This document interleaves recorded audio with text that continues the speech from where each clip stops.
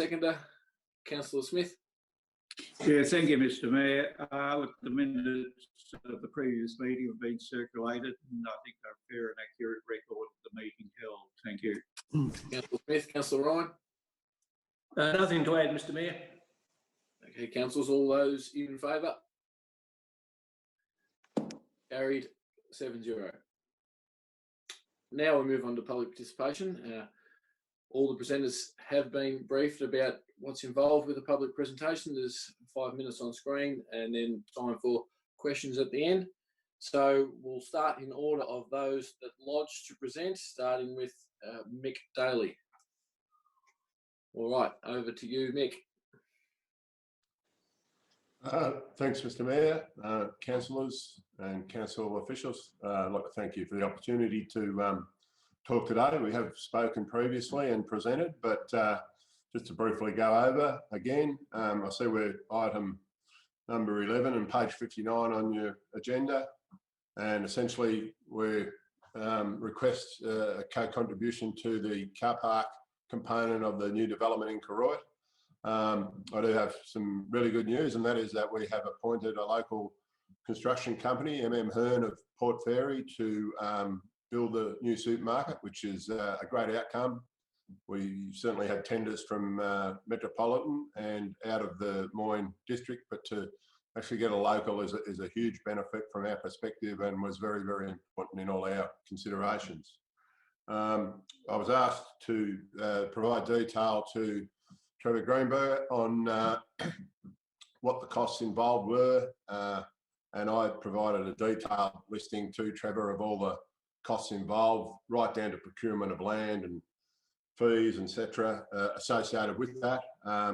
But we've looked only at the construction costs, and that is the recommendation from Trevor and the council officials, the numbers that you've been presented. To say we would be very, very happy with that would be an understatement, but I think the reasoning behind it is the important thing, and that is that it's jobs and real jobs effective from day one as soon as we open those doors, and they will grow to 60 jobs in a very, very short period of time. We've certainly got the environmental credentials and ticks all those boxes. The public amenities, the baby change facility, Wi-Fi, ATM. So all those things that are important for the ambience and the benefit of the community will all be provided. But at 66 car spaces plus 2 disabled spaces, I certainly believe that's going to benefit the community across the board. We're right across the road from the Koroit Theatre, so whenever there's functions on there, people are able to use the car park. At night time, on what we call the Lygon end of Commercial Road, where all the restaurants are, which is great for the town. People can park safely off the main street because it is congested there when they're all open and trading, post-COVID, let's hope, that they have somewhere safe to park that's under lights, etc. So I think from a public amenity and a public community benefit, as well as ourselves, it's a two-way street. It's going to work, and it's a great result. And we're lucky to have the ability to be able to provide that land. I know in certain cases in other regional areas in Victoria, they haven't been able to do that, and it's caused a lot of issues and problems. So when you can have the ability to provide that car parking space, it's a net benefit. So that's basically it in a nutshell. I think you've all received the handouts, and I attended the workshop, but we hope for a favourable outcome from council. But we're onwards and upwards, as I say, with the builder appointed, and it's fair to say I don't think I'll be baling any hay on that vacant block this year. But no, we're looking forward to it. Mick and his team at Port Fairy have been a long and arduous process, so we're grateful for the effort they've put in, and yeah, really great outcome from our perspective. So if anyone's got any questions, I'm happy to answer them. On the fact that it'll be unmetered and available to the public, we're totally happy to sign off a memorandum of understanding, and that if for any reason the supermarket change hands in the future, well, that would be ongoing if it changed hands. But we've been around for 102 years now, so we're probably not going anywhere in a hurry. Thanks very much, Mick, for your presentation. Open to councillors for questions. Councillor Smith. Yeah, thank you. Through you, Mr Mayor. Look, thanks, Michael, for your presentation, and great news to hear that a mine contractor has been, will be doing the, just on reading it, I've just got, it's just a very small item. I'm just 2 disabled car parks out of the total number. Do you think that is a little bit light, or do you think, you obviously done the figures, but I just reading through, just wondering whether 2 disabled car parks is adequate out of the total number of car parks. Thank you.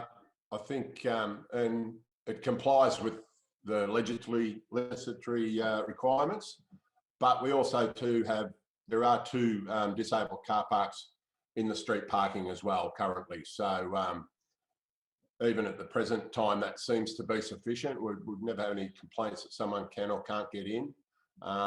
And at 66 spaces, I don't expect that that car park's going to be full all the time. So that is a great result.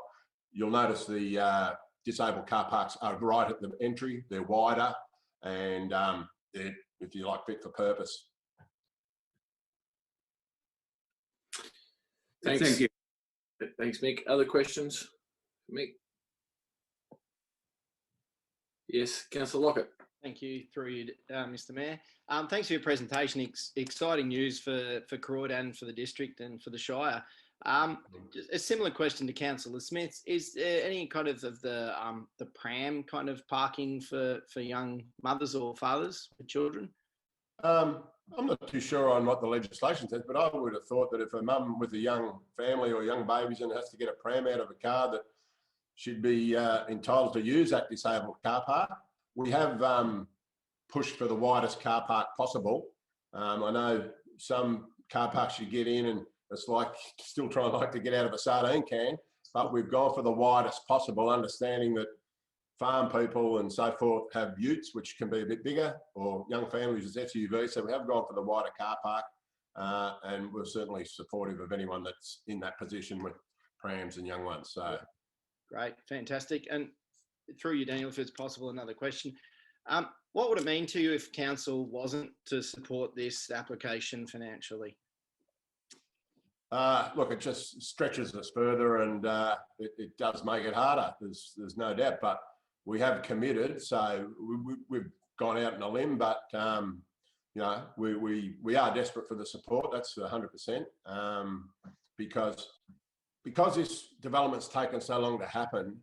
It's going to take a long time to get people back, if you know what I mean, or to get people in and comfortable and happy with the business. So we've got some hard yards to do before it all, you know, goes positive. There's no doubt about that. And we're not under any illusion about that.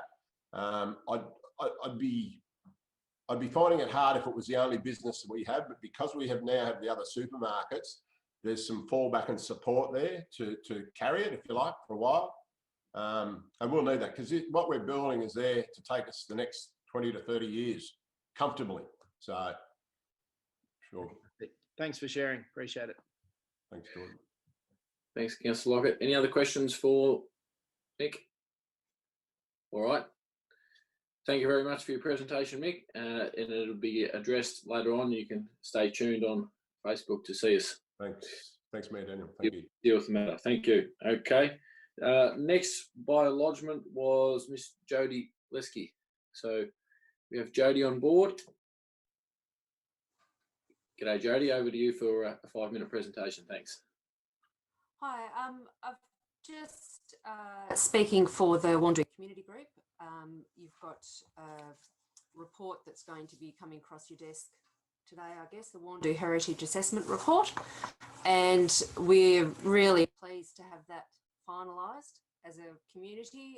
It's been sort of in waiting.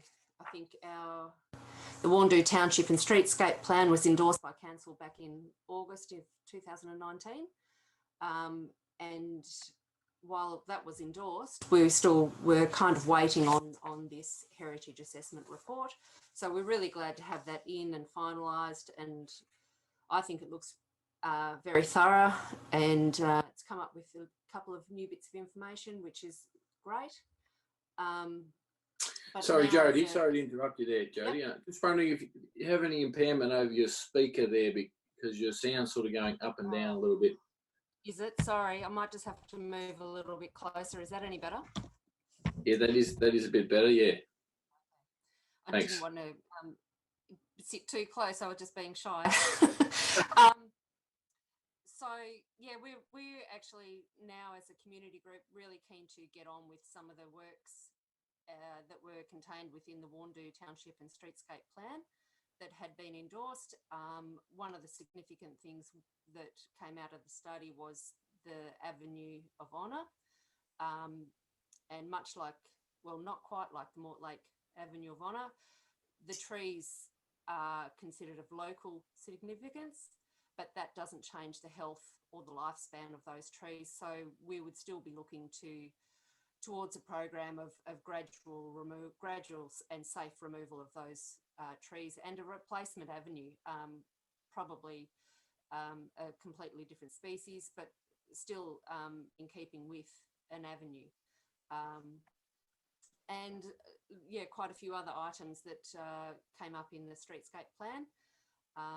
And I think there's some current allocations for removal of the bus shelter and the tennis court shed and court surrounds. So we're really looking forward to seeing some of those things start to kick on and happen. And they're the things that really had the backing of the bulk of the community. So yeah, that's where we're at. Yeah, we just hope that we can get some of these works going ahead and happening, hopefully without the interference too much from COVID. We've just got to obviously have to wait and see how that goes. All right, thanks very much, Jody. Yeah, I don't know if other councillors found that, but I still found your sound a little bit up and down. Sorry. But nevertheless, we still be able to understand your message. Questions for Jody? Mr. Mayor, if I can, please. Councillor Wolf? Thank you. Thanks for your presentation, Jody. Look, I just want to make sure that your committee is aware of some of the hazards and impediments and issues with heritage listings of anything, items, honour boards, trees, and so forth. We've been assured, even though they've been considered a heritage listing of sorts, but they are a heritage listing of local significance only, not of state significance and not of national significance. And that is a key factor as well. So that means that the maintenance of those and the looking after of those falls to the local community and the local shire. And basically that they are names on a list to be acknowledged, but doesn't necessarily tie you down too much unless it's taken further. All right, thank you. Other questions for Jody? Yes, Councillor Parker. Thank you, Mayor. Thanks for your presentation, Jody. Just a question. Was the local committee involved in the report in any way, or have you had access to the report? You mentioned that there were some things that you didn't know previously, just wondering. It was only, I think the report was finalised in April, and it was only made available to us after phone calls and emails yesterday. So that was a bit of an issue for us, because not knowing what was contained in the report and knowing that it was coming before council today, it made a few of us sort of sit up and say, hang on, what's in it and what are they deciding on? We haven't even seen it. But having had a chance to sit down and have a good read of it yesterday, and having some feedback from some of the council staff, we've been quite reassured that it's something that should be workable and should be able to be worked with. That's good to hear. Thank you. Thanks, Jody. Other questions for Jody? Councillor Smith? Yeah, thank you, through you, Mr. Mayor. Thanks, Jody, for your presentation. Look, sorry, I missed a fair bit. It was very faint trying to hear. I know you've only had a look at the report for 24 hours, but were there any issues in there that raised concern from the Progress Association that that we may not be aware of? I think one of the concerns that would come up is that even though these things have been, so the name of the hall would be now a Soldiers Memorial Hall, and that the trees would now be recognised as an avenue of honour, it does not change the fact that the large majority of support within the community and the township and streetscape plan is behind doing things that are actually for the people that are here and now. So that's the rec reserve, the football netball club, the tennis courts, the netball courts, the playground, the things that are going to be utilised and used by the people living in and around the area. Thanks, Jody. Any further questions? All right. Thank you very much for your presentation, Jody, and it will be dealt with once again in the agenda, which you can stay tuned online in the Facebook presentation. Thanks very much, Jody. Thank you. Okay, on to presenter 3, Michelle Francis Kerr. Welcome today, and over to you for a 5-minute presentation. Thank you. Yeah, I'd like to say welcome to everybody here today on Gunditj Mara country. I'd like to pay my respects to the past and present and emerging. I'd also like to say a little prayer. Our Father, who art in heaven, hallowed be thy name. Thy kingdom come, thy will be done on earth as it is in heaven. Give us this day our daily bread, and for almost forever and ever, amen. So thank you so much for addressing everybody here today. I'm here today to ask you the question in regards to the quarry that is being proposed to go on the Hopkins River. So as you are, the Moyne Shire, that now holds the last entity to what is going to take place in regards to allowing this quarry to go on one of the last many wild rivers that we have in Australia today. I'd also like to make you aware that if you proceed in actually signing off, you will be making a man or many family members of this family very rich. You'll also be giving up what you believe is in and out of being a stakeholder in regards to what you sign off on the last of what Mr. McLeod needs for the Moyne Shire to do. Sorry, Michelle, just to be clear, we're not dealing with this item on today's agenda. It won't be until won't become due until several months' time. Well, it's out for comments to the people right now, and I did make it very clear that that's what I would be talking about today, Mayor. So what's happened in the feedback to you? I guess you're welcome to discuss it, but trying to sort of lobby us on a position, it's not to be dealt with today. There's no decisions on today's agenda for council to make a decision. I'm not asking you to make a decision. I'm reminding you of the decision that you are going to make.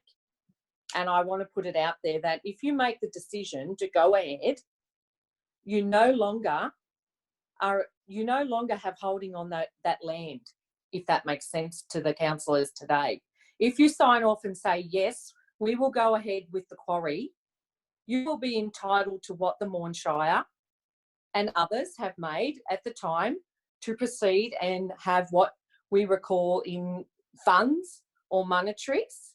However, once that deal is done, there's no more dealing with that quarry because Earth Resources and whoever else in stakeholders take over. So whether or not that's Aboriginal groups and so forth, the Moyne Shire will no longer have a holding into that resource.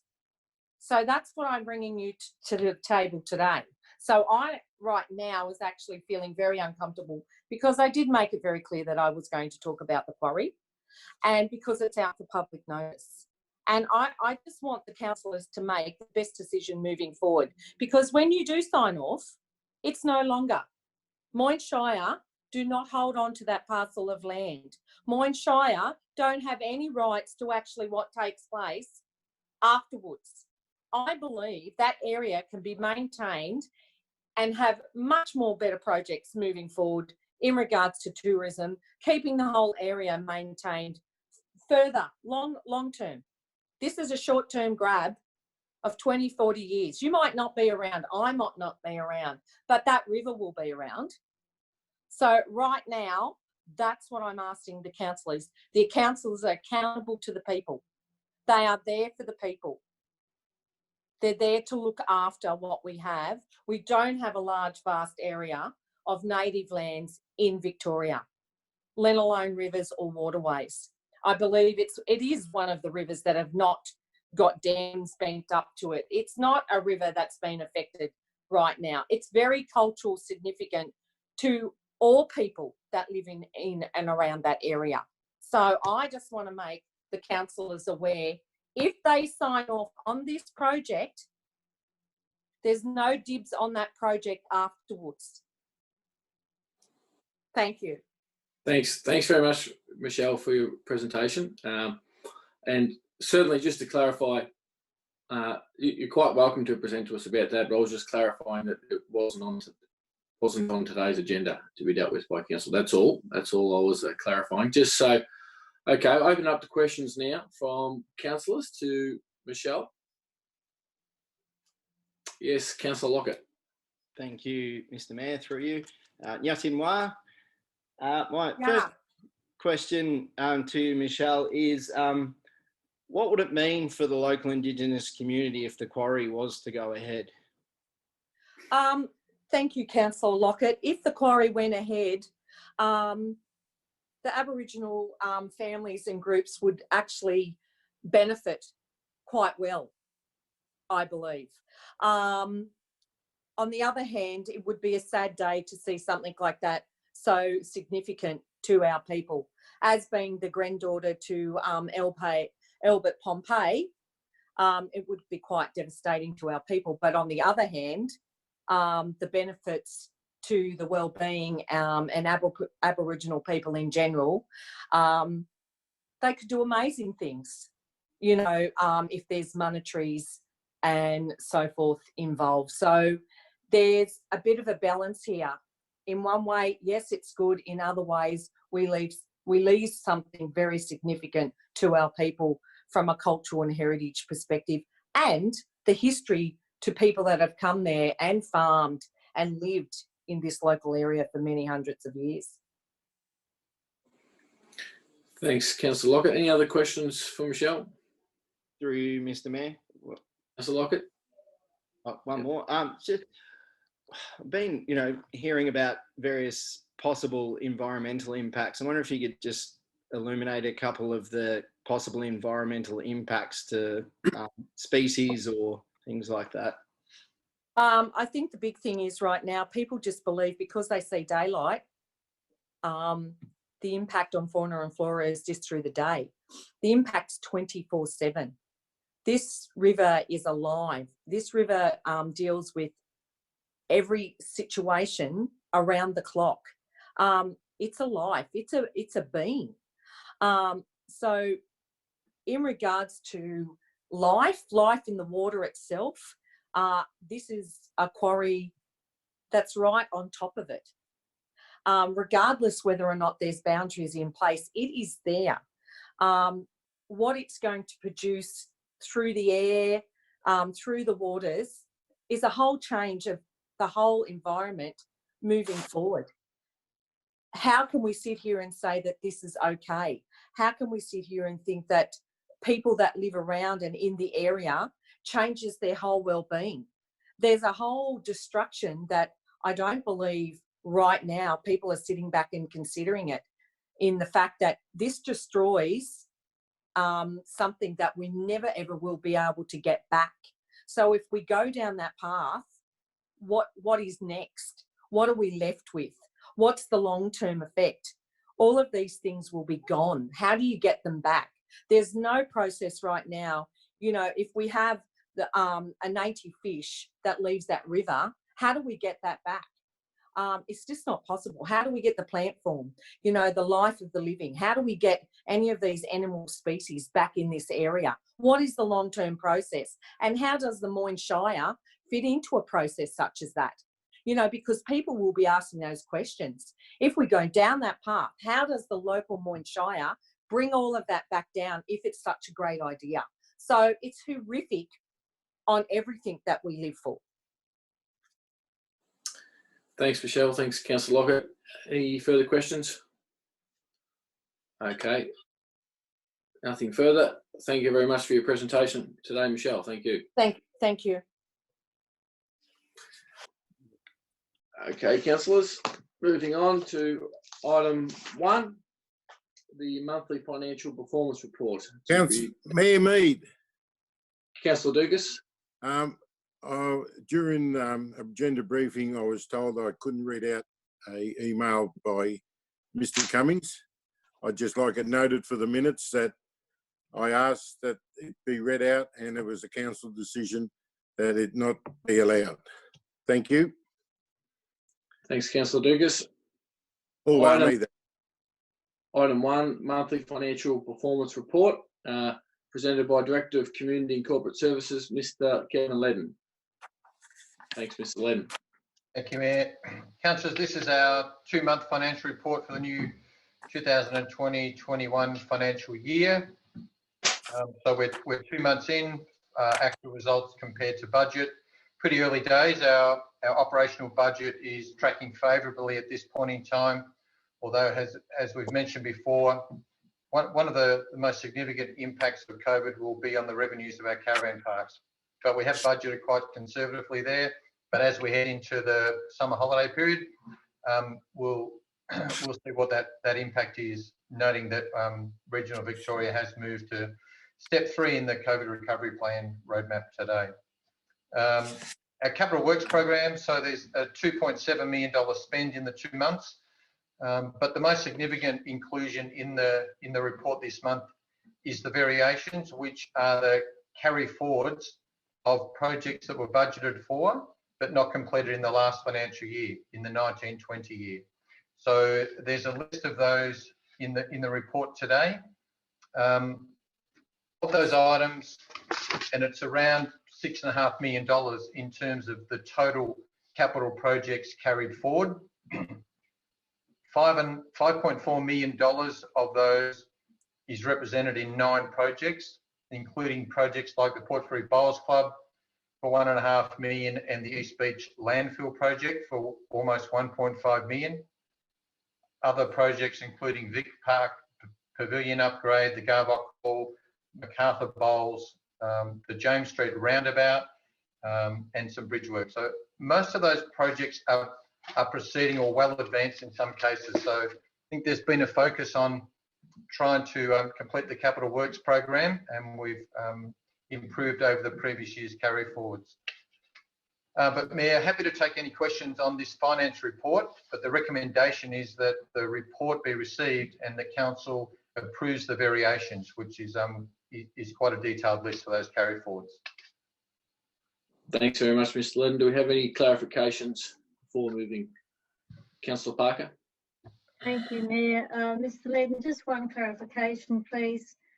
In the variations that you referred to before, I noticed that the Sisters Hall is mentioned twice. Has that been able to be adjusted for the final balance? Yeah, thank you, Councillor Parker. Through you, Mayor.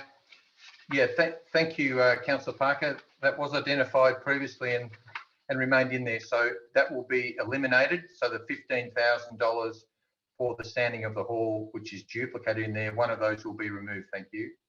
Thank you. Councillor Lockett. Thank you, Mr. Mayor. Page 16, COVID-19 emergency food services at $18,085. I wonder if you could just comment about that and how those funds are being allocated. Through you, Mayor, I don't know specifically, Councillor Lockett, I'll take that on notice, but it will be, we've received a number of government fundings to assist with COVID recovery, and it is one of those, but I don't have the specifics with me. Yeah, apologies, I didn't give you a heads up on that one. Thanks, Kat. Other questions for Mr. Ledden? Clarifications? Okay, we'll seek a mover, please. Moved by Councillor Parker, seconded by Councillor Lockett. Councillor Parker. Happy to move the recommendation, Mayor. We continue as a council to be quite stringent and very observant of our money and how it's spent. And we continue to be on quite a strong financial footing. So congratulations to the staff, and I'll put the recommendation. Thanks, Councillor Parker. Councillor Lockett. Thank you, Mr. Mayor. Well surmised by Councillor Parker. Yeah, excellent balance of stimulus spending with COVID, but also staying in a strong financial position, and great to see the Capital Works program is still being rolled out extensively across the Shire. Thank you, Mr. Mayor. Thanks, Councillor Lockett. Any other councillors wishing to speak to the motion? Councillor Parker, in summary. No, put the motion, thanks. Thanks, Councillor Parker. All councillors in favour of item 1? Carried 7-0. Thank you. Moving on to item. Sorry, yes, Councillor Ryan. Mr. Mayor, Yes, Councillor Wolf here. Councillor Look, whilst I realise we're on Zoom, Yep. with two public participants that addressed us in relation to matters that are in this meeting, I would like to move that we suspend standing orders and deal with items 3 and 11 for the benefit of those people. Thanks, Councillor Wolf. Seconded by Councillor Ryan. All those in favour? Yep. Carried. Okay, so we'll park item 2 and deal with item 3. Next, the Warrendoo Heritage Assessment Report. So, Mr. Ledden. Thank you, Mayor. So, councillors, this report addresses the Warrendoo Heritage Assessment Report, and as one of our public participants, I think summarised pretty well, Jody Lesky, this actually emanated from the adoption of the Warrendoo Township and Streetscape Plan by Council last year at its August Council meeting. So as part of the motion to adopt that plan, which does set out a range of priorities over a number of years for the Township of Warrendoo, there was also an addition that there be further investigation around the clarification of the Avenue of Trees. And so at the same time, all matters of war heritage were included in this assessment. So I think it is a good research document, if you like. So, and in the end, I guess it identifies that the avenue, it's not conclusive or definitive. That was probably the intention, but it also notes the significance of a number of buildings and the honour boards, etc., as listed. But as Mrs. Lesky identified, these have been identified of local significance, and I don't mean only, but they're not of state or national significance. The recommendation of this report is that Council endorse the findings contained in this report, and I think it becomes a useful research document. And that, noting the local significance of the Avenue of Honour, the Council is suggesting the memorial gates only at the reserve, not the whole reserve as identified in the report. The honour boards, the state school, the Uniting Church and the cemetery and the Soldiers Memorial Hall. So that is the recommendation in the report. And I think it is important to remember in the context of this was seeking some clarification. It provides some more research and detail around those items, reminding us that they are of local significance only. And I guess it's to work in conjunction with the Township and Streetscape Plan, because the initial priorities in that plan that was adopted by Council last year talked about a tree planting program to replace trees already removed and continue as and when trees are removed. There was other works like bus shelters and the development plan for the rec reserve and the common. etc. So I think it's a subset of that plan, and as I said, provides some useful historical information for the township.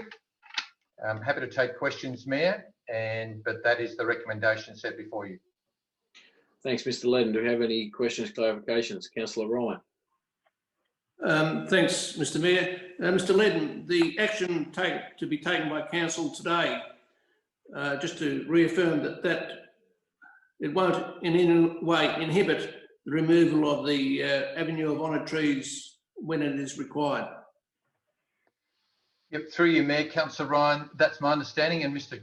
Greenberger might confirm that. But at the moment, unless the council proceeded to go through the exercise of preparing heritage overlays and including them in the planning scheme, which in the recommendation, any more matters have been referred to budget, and Mr. Davis might give us an outline of the cost of that.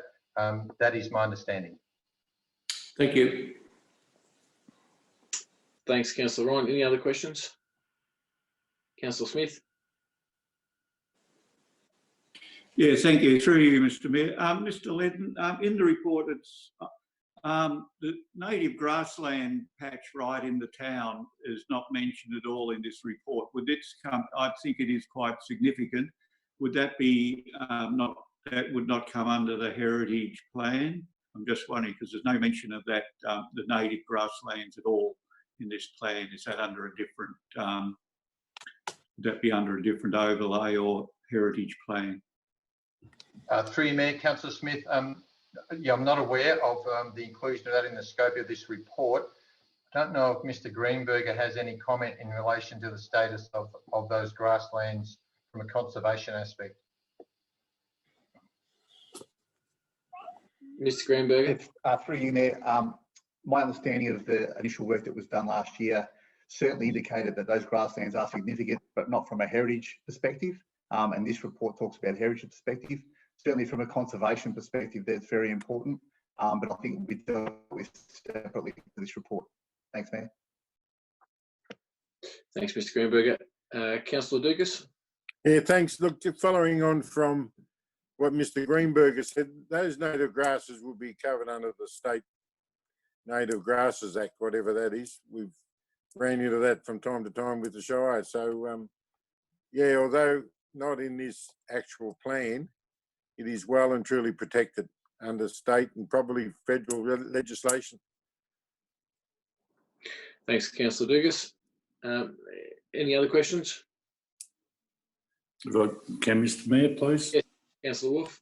To Mr. Ledden or even to Mr. Davis, what is what would be the benefit of this recommendation getting up and taking this process and trying to get things covered under the Heritage Act?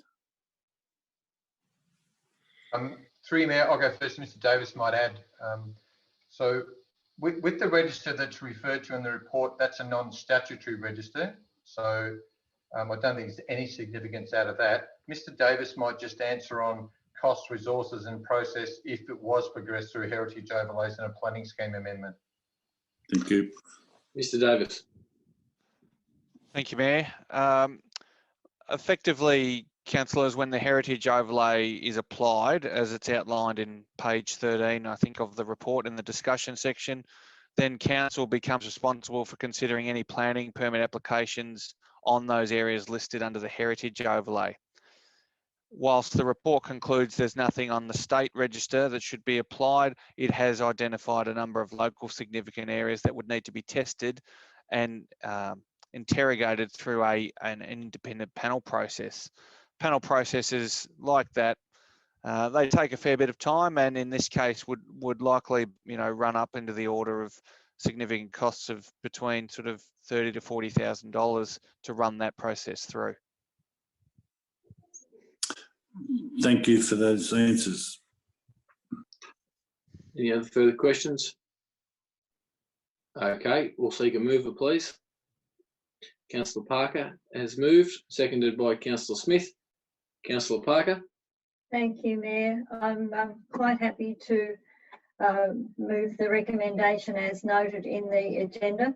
I was disappointed that the community committee, which I might add, has been very, very active since its inception, assisted by council to get it going a couple of years ago. They're a very active group and they work very hard for their community. So I was disappointed that they hadn't been given the opportunity to have a look at the report before today's meeting. But now that they have seen it, I was very pleased to hear that they're happy with what they've read and they have no issues from the report. So therefore, I'm quite happy to move the recommendation.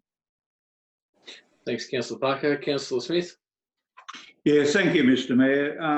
My thoughts are very similar to Councillor Parker's, but this is a clarification of some of the issues that have been going on, especially in reference to the hall, whether it is a Soldiers Memorial Hall and also the Avenue of Honour. So it's a very well-researched report.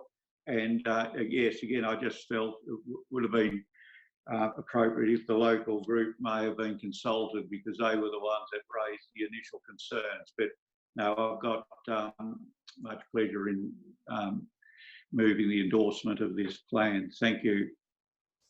Thanks, Councillor Smith. Other councillors wishing to speak to the motion? Yes, Councillor Lockett.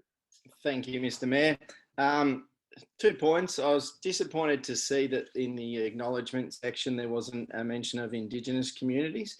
Also, the lack of there was a little bit about Indigenous history, but I thought there could have been more in that section.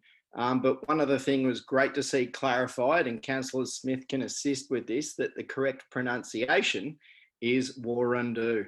So Councillor Smith has been right all along. It's been clarified, it's in text, and it may be passed as a motion today, but that's good to see, because I think I will admit I've been saying Wurundjeri for quite some time, but it's Wurundjeri, it's in the print. So it's good to see that's been fleshed out. Thank you, Mr. Mayor. Thanks, Councillor Lockett. Councillor Wolf. Thank you, Mr. Mayor. I'll be speaking against this motion.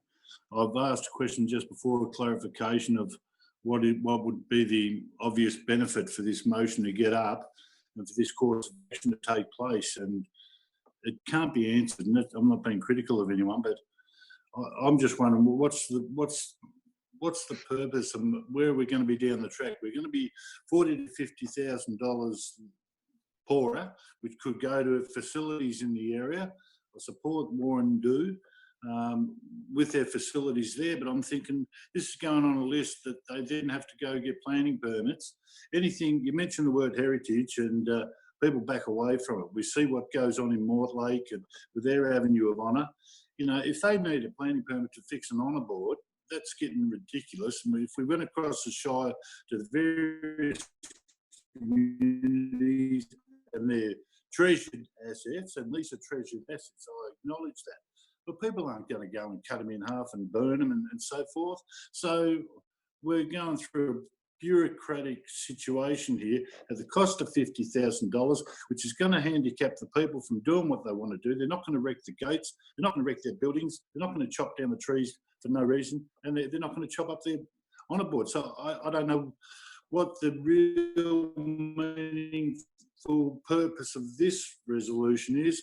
And then if this occurred in other communities where millions of dollars down the drain for what meaningful gain. So that's my reasoning for speaking against it, and I seek the support of the majority of councils. Put this on hold. The honour boards, and sorry for rambling on, they're 50, 100 years old, whatever they may be. They've been valued and treasured by the community. In knocking this out, we just stay where we are, and the community still value, treasure and care for what is there at the moment.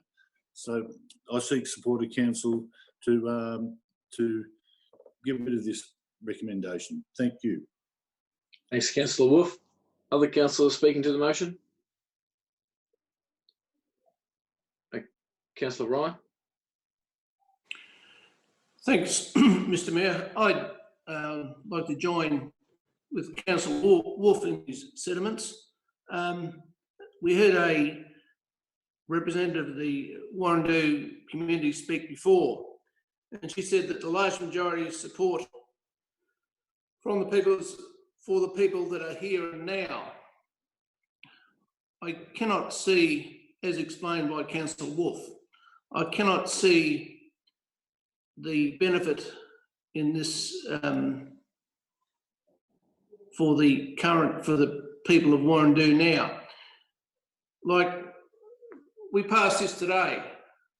It goes and sits in a drawer in the cupboard for how many years?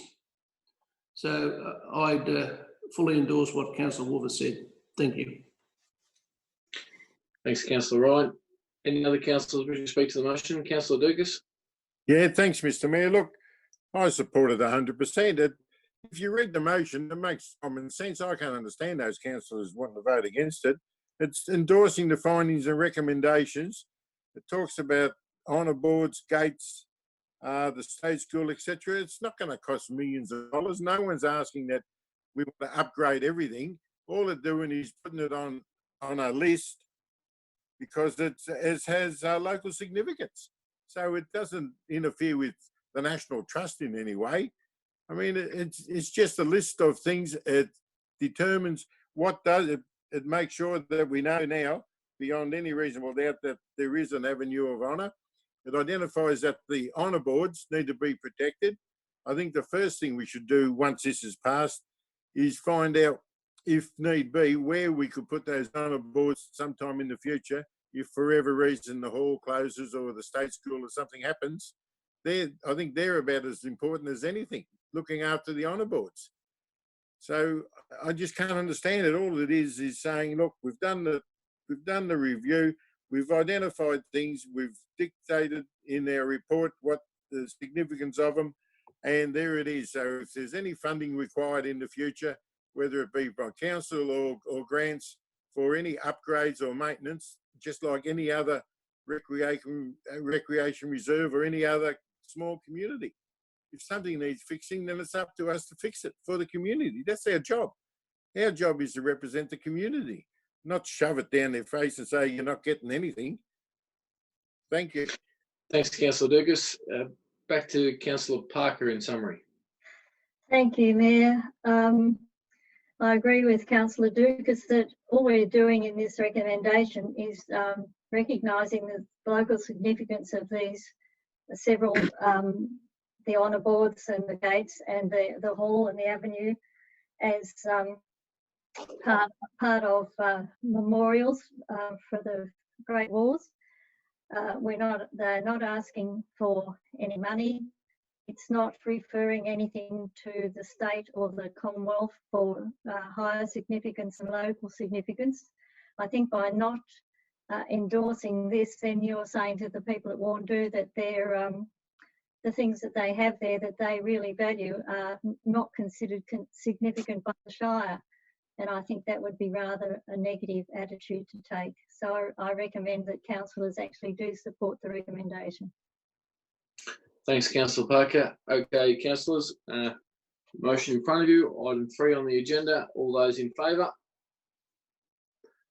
Councillors Mead, Smith, Parker, Lockett and Dukas. Those against? Councillor Ryan and Councillor Wolf. Motion is carried 5-2. Now we'll deal with item 11 on the agenda as brought forward. Daily Supermarket Croydon contribution to the car park to be presented by the Director of Infrastructure and Environment, Mr. Trevor Greenberger. Yeah, thanks, Mayor. This report deals with a request, as we heard earlier, from the Croydon IGA through Mick Daly for a contribution to the car park at their new development. We don't actually have a policy base for such a request because it's quite rare that we would get such a request, but we did refer to the policy for the construction and sealing of unsealed roads. That policy allows for a community contribution or a council contribution depending on what the community benefit is assessed as. I think Mr. Daly did a really good job of outlining the benefits of this project, particularly when you think about employment, you know, a creation of 60 new jobs as soon as the doors open, but also the availability of a car park for not just the shopping, but also shopping in other areas of Croydon, eating at the eateries and restaurants, and also maybe attending events at the Croydon Theatre. So I think from the point of view of community benefit, this development and indeed the car park does provide significant community benefit. And on that basis, we're recommending to council this evening that we contribute 50% of the car park costs up to a maximum of $166,500, which I think would be a significant contribution, as Mr. Daly pointed out. Happy to take questions, Mayor. Thanks, Mr. Greenberg. Any questions before seek a mover? Okay, we'll seek a mover, please. Moved by Councillor Lockett, seconded by Councillor Ryan. Councillor Lockett. Thank you, Mr. Mayor. Thank you for the opportunity. As we've heard already from Mr. Daly before in his presentation and Mr. Greenberger, then there's an enormous amount of community benefits to this project. I was reflecting about this project and its benefits to the community of 60 new jobs. That's more than a few wind farms, to be honest. So the amount of $1 million that, you know, a wind farm investment puts in the Shire, but this investment alone, the amount of jobs that it will create for the community of Koroit is, you know, it's fantastic. So I think this is a great opportunity for the Shire to, for the council to assist. Also, Commercial Road, as we know, has a lot of transport going through there, heading out to Bega and, you know, various, you know, other tankers going through there. So if we can move a lot of that traffic to out the back, that's a great outcome as well. There's going to be Wi-Fi and public toilets and all the amenities out the back as well. So I think this is great for Koroit and great for the Shire. And I really encourage other councillors to support this project. Thank you, Mr. Mayor. It's Councillor Lockett. Councillor Ryan. Thank you, Mr. Mayor.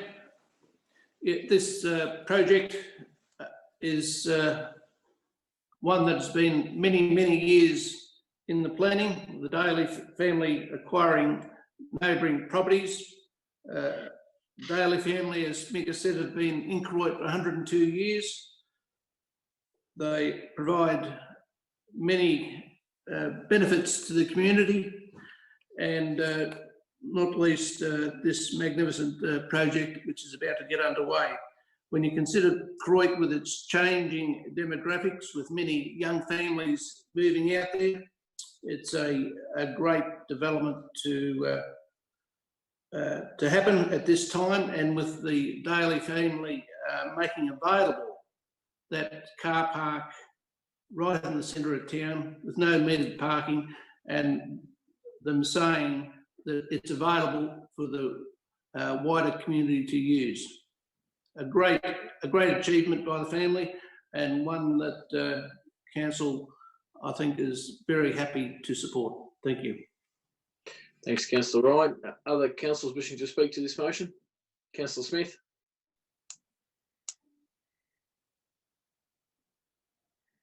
You're still on mute there, Councillor Smith.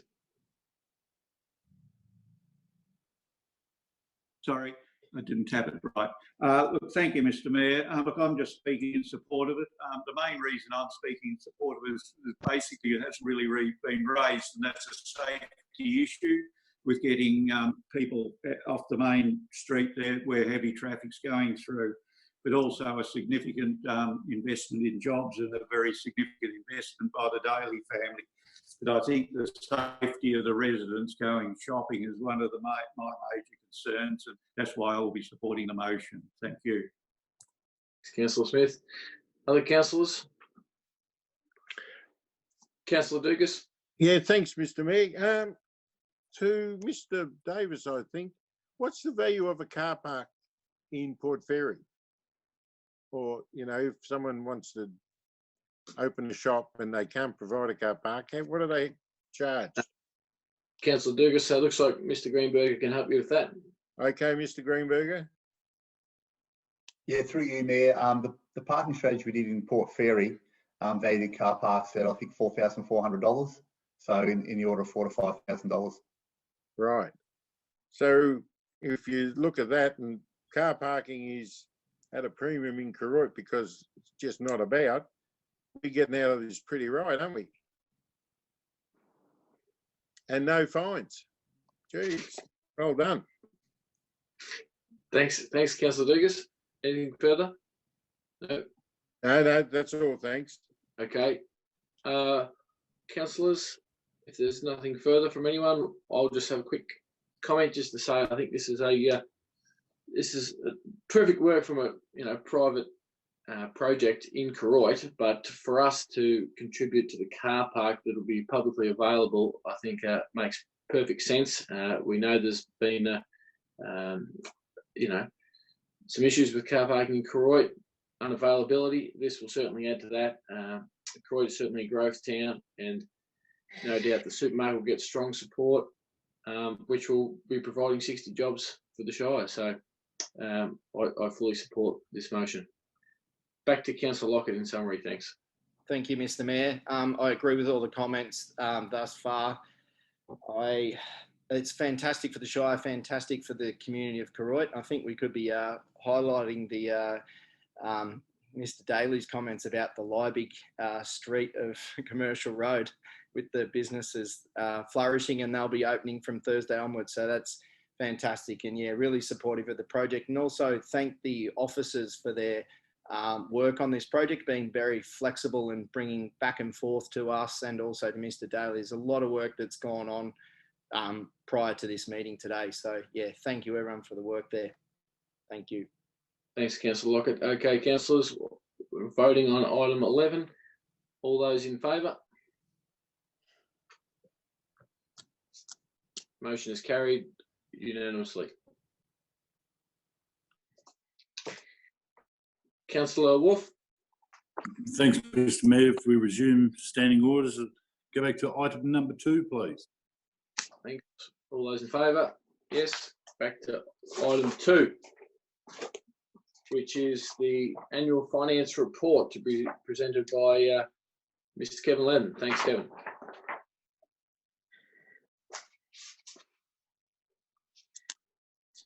Thank you, Mayor. So, councillors, this report presents our annual financial statements and performance statement for the 19-20 year. So, reporting on the financial outcomes and service indicators, etc., for the last financial year. These are statutory financial statements prepared in accordance with accounting standards. They've been subject to audit, and they've also been to our Audit and Risk Committee last week, who also recommend that Council approve in principle and have Councillors Mead and Wolf sign off on the statements, which will subsequently be sent to the Victorian Auditor General's Office to get final audit reports. In those financial statements for last financial year, the main financial statements, including the comprehensive income statement, the balance sheet, statement of cash flows and statement of capital works, sets out that Council achieved a comprehensive operating surplus of 3.1 million. I would point out, councillors, that that is an accounting result and includes a number of non-cash entries, including profit and loss on sale of assets, including plant and buildings. Depreciation is including there. We, as a council, we're custodians of almost $600 million worth of community assets that depreciate at around $13.5 million a year. The capital works statement tells us that council invested $20 million in its capital works program for the last financial year, which I think is an outstanding effort. 15 million of that was on renewal of that asset base, which is so important. So I think council is putting the money to where it's required in order to maintain all of those community assets. In the balance sheet of the council, which remains very strong, you'll see that our cash and other financial assets, which are a combined of 23 million, $569 million worth of infrastructure assets under management, as I said, and the depreciation of those is really important. It's funded through the investment back into asset renewal. And at the end of the financial year, council, as we know, had reduced its debt to zero. So we have scope to borrow, and the new budget has provision for up to $3 million to be borrowed for caravan park investments. There's a range of notes to the statutory accounts as well. And there, in the performance statement, there's the range of service, sustainability and financial indicators that form part of the Know Your Council website, comparisons with other councils. And I think if you look through those, they're quite positive results and comparable in trend with previous years. On the recommendation of the Audit Committee, and the recommendation in front of us, Mayor, is that the Council, in accordance with the Local Government Act, approve in principle these statements, and the councillors Daniel Mead and Mick Wolf be authorised to sign both the financial statement and the performance statement. And councillors, once that occurs and we receive the final audit reports from the Auditor General, these statements and audit reports form part of the annual report that needs to be come back before council in October under the Local Government Act. Happy to take any questions, Mayor. Mr. Ledden, any questions? Yes, Councillor Parker. Thank you, Mayor. If I may, Mr. Ledden, you talked about $3.1 million surplus and said it was accounting jargon rather than cash. Just wondering what our cash position is, because you also mentioned that we're taking or that we've budgeted for a $3 million loan. Is it possible that we can perhaps move some of our surplus funds towards that loan and do it ourselves internally rather than external money? Thanks, Councillor Parker, through you, Mayor. A really good question. It is an accounting result, and probably to balance it out, you will know that as a council, we strike a budget based on a break-even cash position. And if we look at the statement of cash flows, which is the third of those major statements, down the bottom of that statement, it shows that we commenced the year with $7.877 million worth of cash investments and finished the year with 7.965 cash investments. That indicates that we were around the break even or a very small increase. And that depends on timing of projects sometimes. And whilst we do have significant cash reserves, it's really important to remember that those cash reserves are funding the non-discretionary and discretionary reserves of council. So the reserves that sit in our balance sheet, that is the cash that backs them, in addition to employee entitlements, which are in the order of around 5 million as well. So when we and also we require working capital, you know, our revenues and expenses from month to month. So in the analysis that we've done, Councillor Parker, we're sitting a little bit conservative, but not too far off where we want to be in terms of our working capital ratio and our cash reserves. But there's always scope to combine some of the accumulated surplus as an alternative funding source to borrowings, and we'll continue to have those discussions in council. Thank you. Further questions for Mr. Ledden on item 2? Councillor Dugas. Thank you, Mr. Mayor. Mr. Ledden, on page 12 of 47, here we go on there. Under employee costs, down in the notes, it talks about salary for unbudgeted work cover. How? What do you call unbudgeted work cover? I thought if someone was on work cover and they're an employee, wouldn't their wages still be paid? Through Mayor, Councillor, I'm just picking up that note. So is that?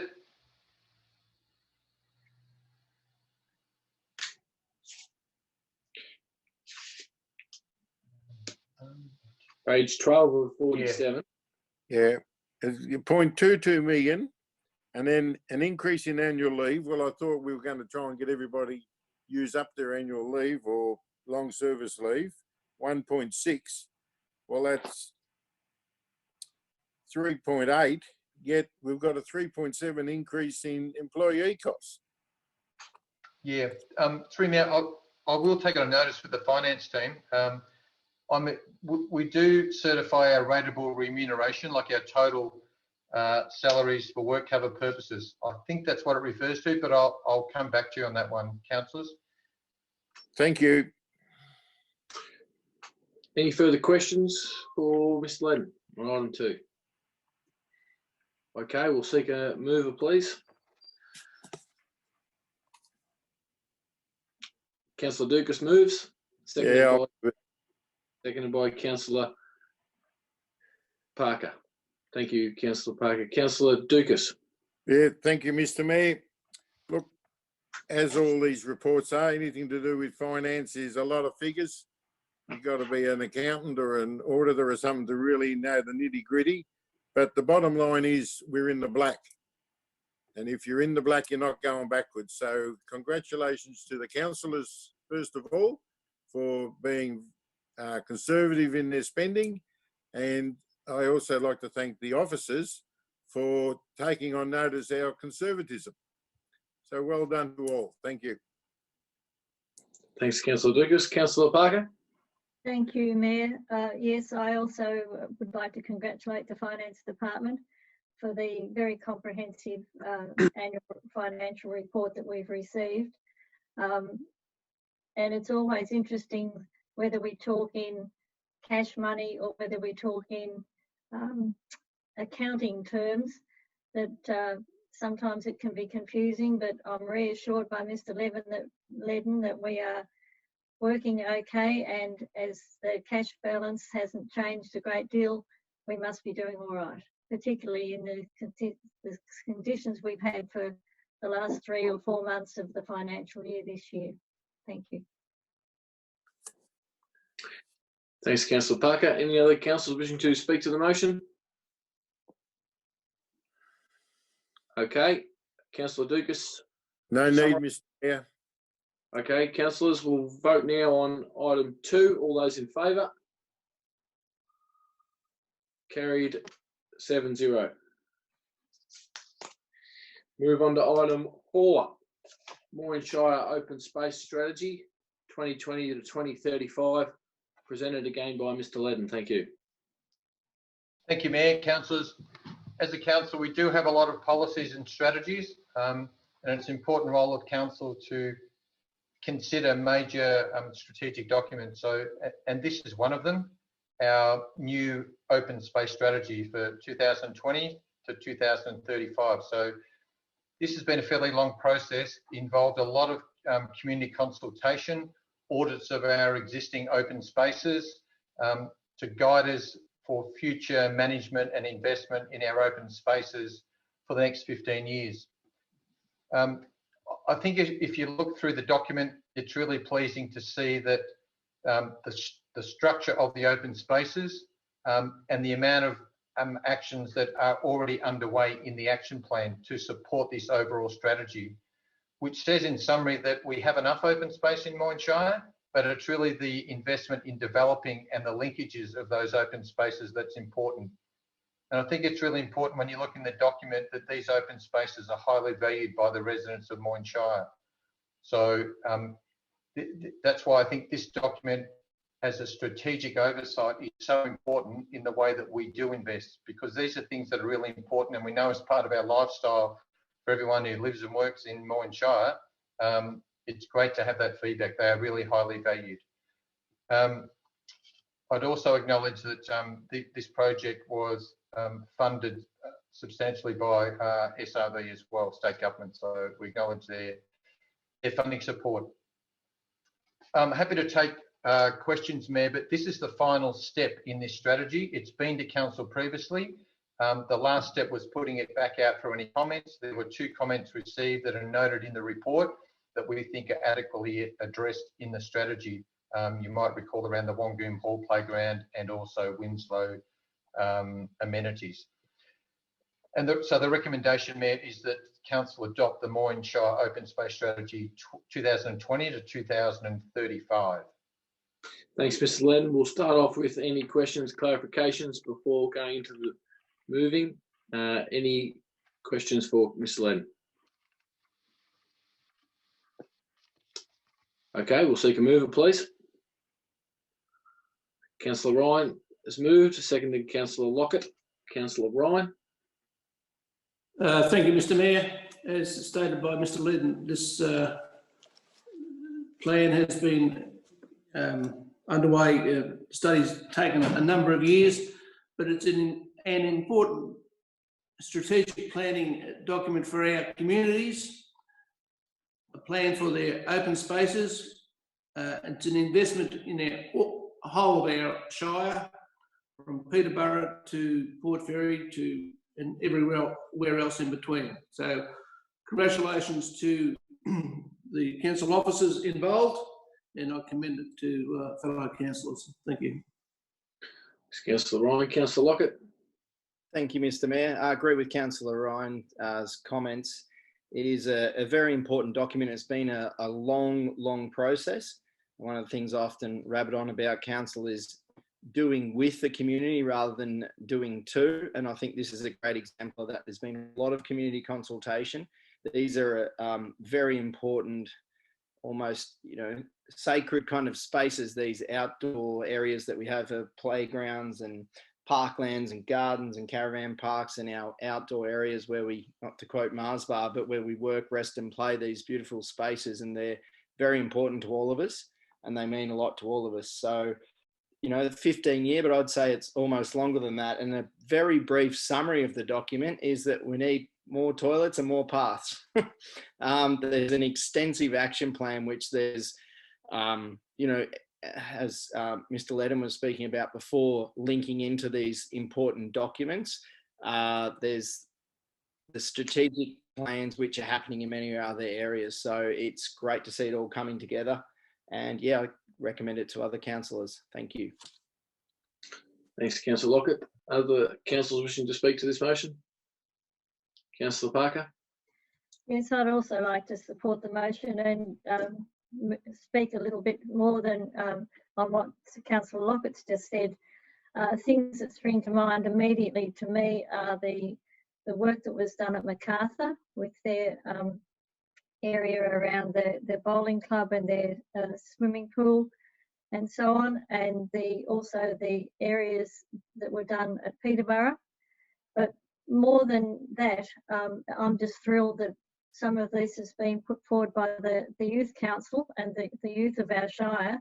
And again, we've got the skate park at Koroit and the skate park and dance mat, etc. at Mortlake. So I think that it's one of the documents that really shows that great consultation has been taken and has been heeded. So it's a very responsive document. So therefore, I'm very happy to support it. Thanks, Councillor Parker. Any other councillors wishing to speak to this motion? All right. Councillor Ryan is the mover. To summarise, please. Nothing further, Mr. Mayor. It's been well covered by the fellow councillors. Thank you. Thanks very much. Okay, councillors, we'll be voting on item 4. All those in favour? Carried 7-0.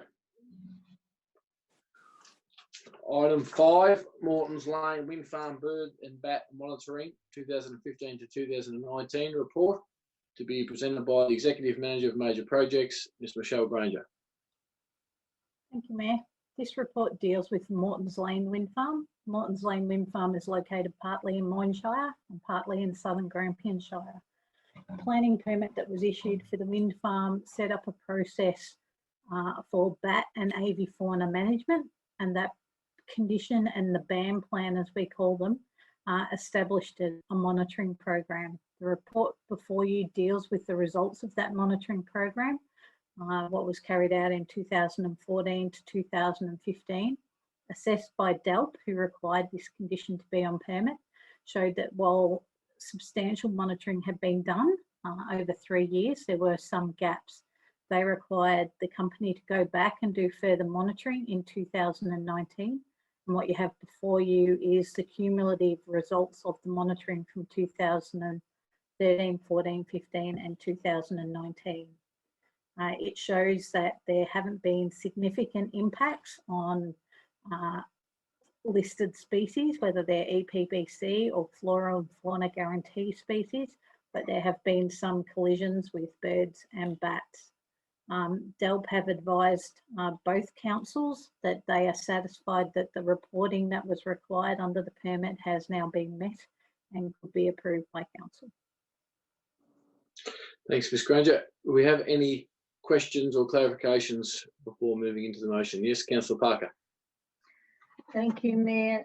Just a clarification with regards to reporting. as a councillor, I'm often confused about the reporting, so I wonder about the general public as to what happens and what doesn't happen. There's a note in our agenda that plans and reports submitted to meet conditions of planning permits are not routinely made available to third parties until such time they're approved or endorsed as part of the permit. Yet in one of the reports by SKM on page 9 and again on page 27 of 33, it talks about them having that the reports have to be put up on the web on the proponent's website. So if you could explain the difference in those two requirements, I suppose. And the other thing that concerns me is the reports are often approved, but it doesn't seem to follow that there are any consequences to the report. So long as the proponent reports what's happened, there doesn't seem to be any follow-up following that. Agreed and noted that nothing of significance, or well, I shouldn't say nothing of significance, but no endangered species were cause concern. But the report doesn't seem to say what would happen if it did. So there are two questions I have, if that's okay, please. Okay. Thanks, Councillor Barker. Ms Granger. Okay, dealing with the first issue, these permit conditions are extensive. The permit condition does require that the permit holder display their monitoring reports on their website. That's a component of the condition. But it also says that they need to submit reports to the satisfaction of the responsible authority. And that's where we're seeking council approval of those reports under the requirements of the Planning and Environment Act, which is what we issue the planning permit under. So yes, it is complex and it can be seen as confusing, but the permit holder has substantially met their obligations by displaying their reports for 2013, 14 and 15 on their website. Turning to the other matter about planning permit compliance with regards to the BAM plan, there is a requirement that under this condition, if there is a significant impact, that needs to be reported to both DELP, to council and Southern Grampian Shire, because they have a very similar permit. It defines what a significant species is, and they are species or a death of a bird or a bat listed under the EPBC Act, the Flora and Fauna Guarantee Act, or on the advisory list that's located within 130 metres of a turbine, so it's really specific. And if there's two carcasses found in 2 consecutive searches, the monitoring that has been done in this regard hasn't shown that there has been that level of fatality. Thank you. Thanks, Councillor Barker. Ms Granger. Councillor Lockett with a question. Thank you, Mr. Mayor. It's a similar question, I suppose, but just at the report on page 22, says that over 36 months, 84 birds, carcasses, dead birds, were detected in 41 bats. Is there an amount that is not acceptable? Like, is there a, oh, we've got 200 bats, we better stop? Like, or do they, as you were just saying, do they just have to report the amount that are killed? Yeah, this is a area that is evolving, Councillor Lockett, in the way this map is reported, as to whether or not there are significant species that collide with turbines or can be attributed to being hit by turbines. It's something which DELP are developing, and when it's common species, it's not really a number issue. But when we're dealing with more endangered species, then numbers are definitely part of the equation. Any further questions for Ms Granger? Councillor Smith. Yeah, thank you. Through you, Mr. Mayor. Ms Granger, just an observation or a question on page 32 of 63, just an observation that there's post-construction, there's nearly 50% more birds have been sighted on the site, which is an interesting yeah, there's a lot more post-construction. But the concern was on page 59 of 63, 16 kestrels and 5 wedge-tail eagles. A wedge-tail eagle's not endangered. I was a little bit concerned to see 5 wedge-tail eagles have been killed or impacted. Are they not an endangered species? Thank you. Councillor Smith, part of the equation with numbers is probably post-construction. There is a very detailed monitoring assessment or regime that is undertaken compared to pre-construction. Wedge-tailed eagles are no longer an endangered species in Victoria. They were in the 1990s, but the measures put in place has seen that species grow in number so that they are no longer endangered. Councillor Dukas. You're on mute, Councillor Dukas. And I'd just like to hear again, by endorsing this report, Ms Granger, are you saying that the wind farm is compliant? That the wind farm is compliant with the parts of the conditions that require monitoring to meet the ban plan permit conditions, Councillor Dukas. Right. So is there other parts of the wind farm that isn't compliant? I would need to do an assessment for you. I've only been concentrating on this ban plan report at this point in time. Right. Other matters have been reported previously to you. So endorsement of the Mortons Lane Wind Farm Burton Bat monitoring 15 to 19 report. If we endorse that, we're saying that it is compliant in relation to that plan. That's correct. Okay, thank you. That's all. Ms Granger, I have a question. You know, obviously sounds like a lot of wind farm issues is not simple and complex, and there's concerns being raised in the questions by councillors with the number of kills. What's the consequences should this motion not be carried today? We would probably need to go back into discussions with the company and with DELP to find out what would be the next steps. The company could elect to take us to VCAT for interpretation of whether or not they're compliant. Okay, thanks, Ms Granger. Any further questions? Okay, we'll seek a mover for the motion, please. Councillor Ryan has moved. Seconder. Seeking a seconder. Councillor Parker has seconded. Councillor Ryan is the mover. Thank you, Mr Mayor. This motion before council today is simply, in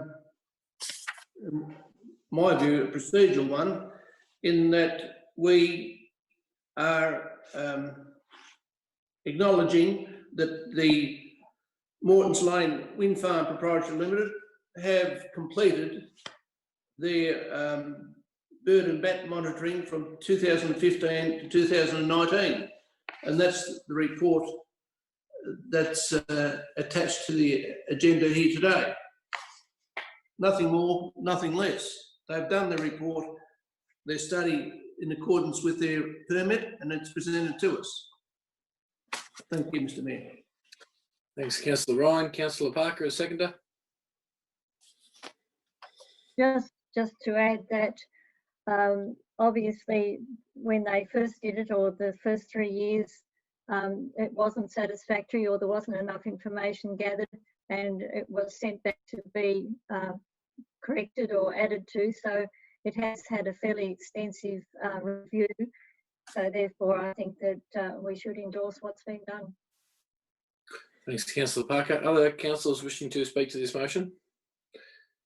Councillor Dukas. Thank you, Mr Mayor. Yeah, I'll be speaking against it. Hearing from all those before me, but we just heard from people talking about the report. If you look on page 21, with DELP's little two-liner, it says that DELP in late 18 noted that some aspects of the work had not been completed for a full 3 years. So how can you say it's a comprehensive report when for 3 years nothing was done? Very good question that maybe somebody can answer me that one day. How you can fill in 3 years of blank with something unless you actually make it up. So there's one serious reason not to endorse the report. Thank you. Thanks, Councillor Dukas. Other councillors wishing to speak to this motion?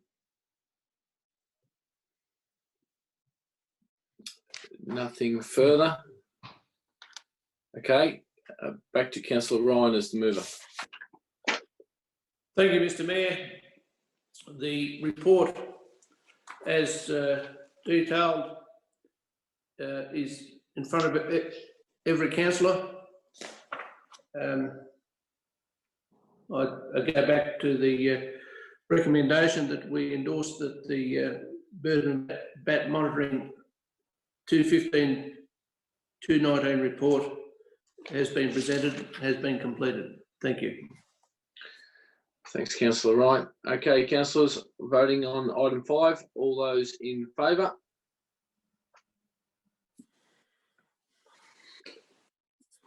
Councillor Mead, Smith, Parker, Ryan and Wolf. All those against? Councillor Dukas is against. Carried 6-1. Moving on to item 6, event policy, presented by Mr. Brett Davis. Thank you, Mayor. The report outlines council support of local events, including the provision of a new policy position and associated tools to aid the continued development of a diverse, inclusive and accessible event calendar.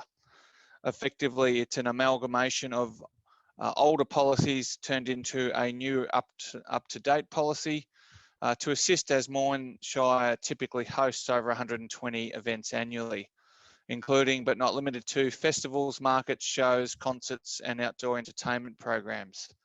It's pleasing to note that as of this week, we'll be moving to step 3 in the recovery roadmap, which will start to ease some of those restrictions as well. So this may assist in some of that, but it's also, we have been cognizant in the COVID environment that the use of guidelines that have been produced is commended because it will assist in event planners going forward. It reflects some great work done by the events team in consolidating all the policies into one online portal and is commended to council. The recommendation is that council rescind the policies T4, T5 and T6 and adopt the new EDP 00 events policy, which is presented at attachment 4, and note and receive information of the new event support initiatives contained within the attachments as well. Thanks very much, Mr. Davis. Any questions? Councillor Parker? Just a brief note, Mayor. If you look at section 4.3 of the policy, which is on page 6 of 7, it refers to the Local Government Act 2015 or Local Government Law 2015.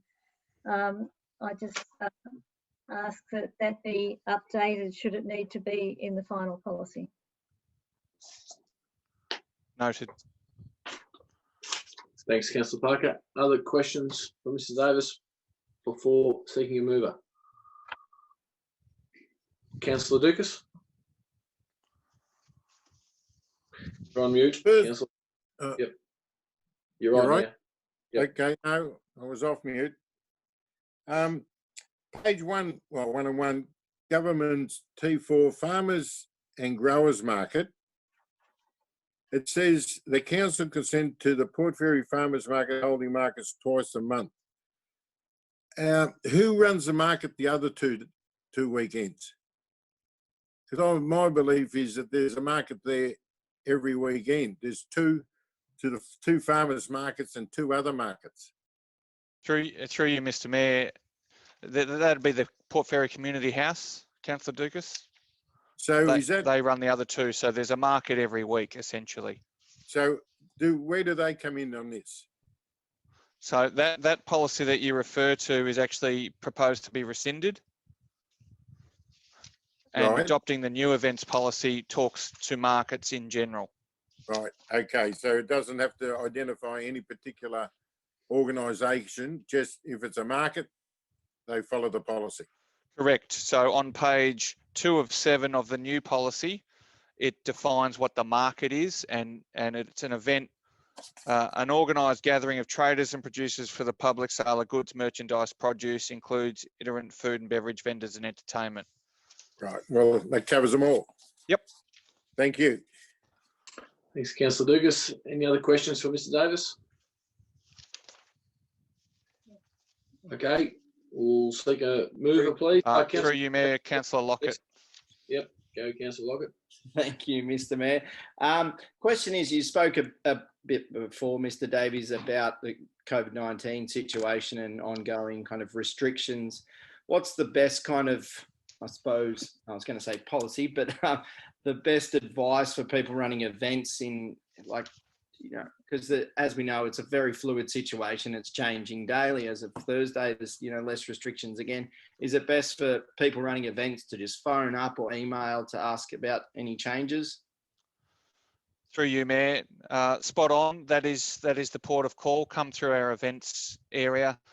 They're across all the latest, as is our communications area. You'll note through our social media postings. As soon as we know, the community will know. But very much, if you've got a question, the portal now that's created through this website will also assist in some of that. But yeah, come through customer service to our tourism and events team and they can help you out. Fantastic. And through you, Mr. Mayor, if it's possible, if there is further restrictions of COVID, events funding and things like that, is that under this policy, whether, you know, the funding can continue or be extended? Or through you, Mayor, the funding of those events that were subsequently put on hold or cancelled, that was a separate budgetary discussion, where the position was that money would be not taken back, but it would be held over for those events. So when they can commence again, there is the money there. Fantastic. Thank you. Yeah, thanks, Councillor Lockett. Any further questions there for Mr. Davis? Okay, we'll seek a mover this time. Councillor Lockett has moved and seconded by Councillor Smith. Councillor Lockett. Thank you, Mr. Mayor. A very, whilst kind of a procedural matter, it's a very exciting procedural matter, I think, to be consolidating the various different policies and putting them in the one little spot. As Mr. Davies spoke about earlier, there's over 120 events across the Shire. We could be either called the Greenest Shire or the Event Shire, I think, or the Greenest Shire event or something. It's terrible, but it's a work in progress. I think we've seen the flexibility of the Shire during the COVID situation and to be able to adapt. And this policy is another example of that, where we're open for business and things have changed and we're, you know, willing to assist in any way we can. And this policy will help people running events, but also planning for events and how to do that online. That everything's kind of gone online. Here we are doing a Zoom council meeting. So a great policy and very exciting that these events can continue in some way, shape or form going forward. Thank you, Mr. Mayor. Thanks, Councillor Lockett. Councillor Smith as a seconder. Yeah, you're on mute, Councillor Smith. Thank you, Mr. Mayor. It gives me pleasure to second this motion. Basically, it's an updating of our policy, rescinding some and bringing them forward. So it's a great initiative for community groups to help them in running events and functions in the Shire. So it's bringing it forward to take it forward for another 10 to 15 years. So I've got pleasure in supporting it. Thank you. Thanks, Councillor Smith. Other councillors wishing to speak to the motion? I'll briefly comment, just say that I think that Shire's assistance to community groups and event organisers in the coming years will be more important than ever, and to be able to streamline these several policies into one is only going to help get these events back on their feet in the coming years, not only for the benefit of our communities, but for the benefit of our local economy and for those who visit the great Shire of mine to come and attend the many great events we do have. So I think it's good policy and will be more important than ever. Back to Councillor Lockett to summarise.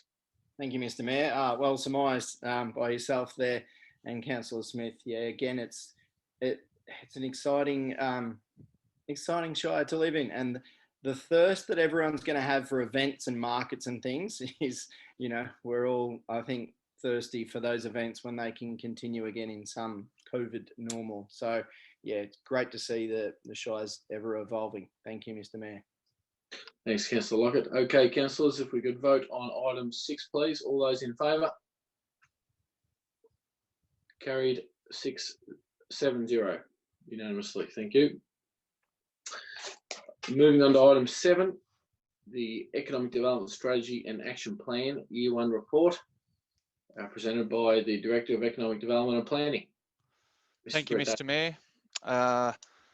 Significant progress has been made on Year 1 actions. The recommendation for this report is that Council receive the Economic Development Strategy and Action Plan report.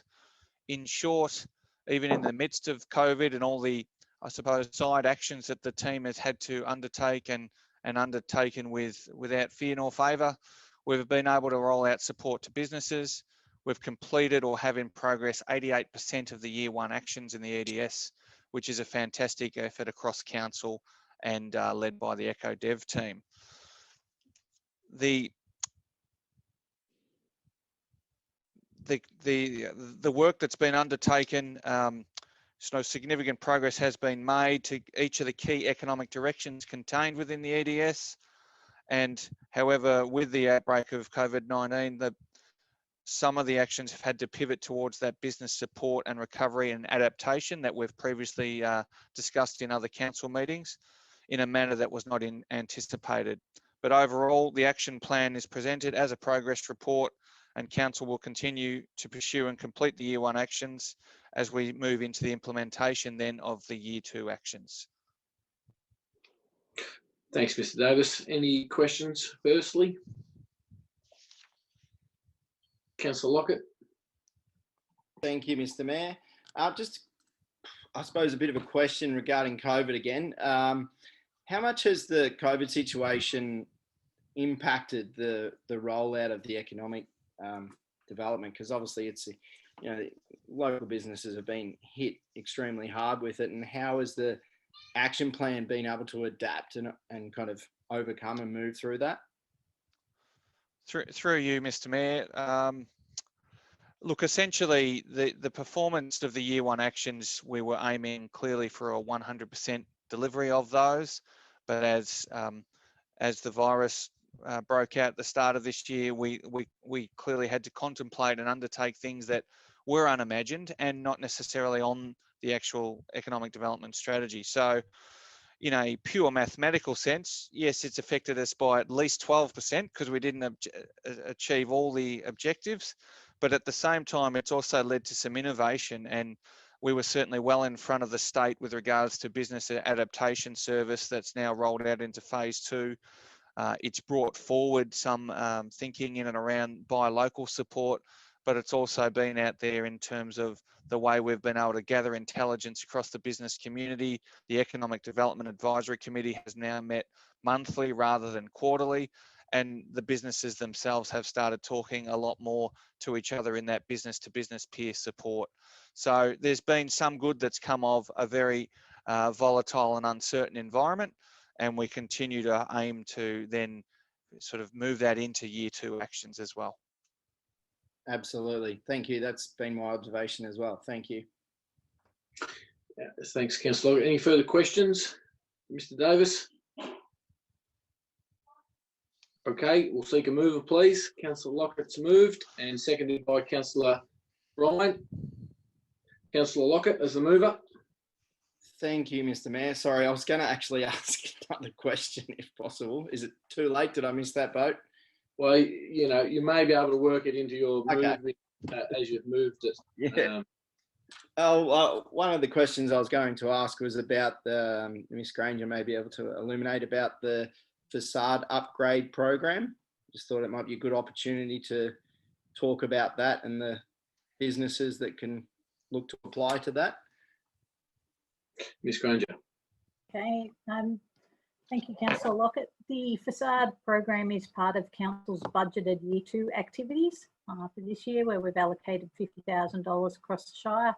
We're mirroring a program that's been really successful in Corangamite. We're hoping to open up applications in mid-October, so that the new council will be in a position to award them in November or December. Fantastic, thank you.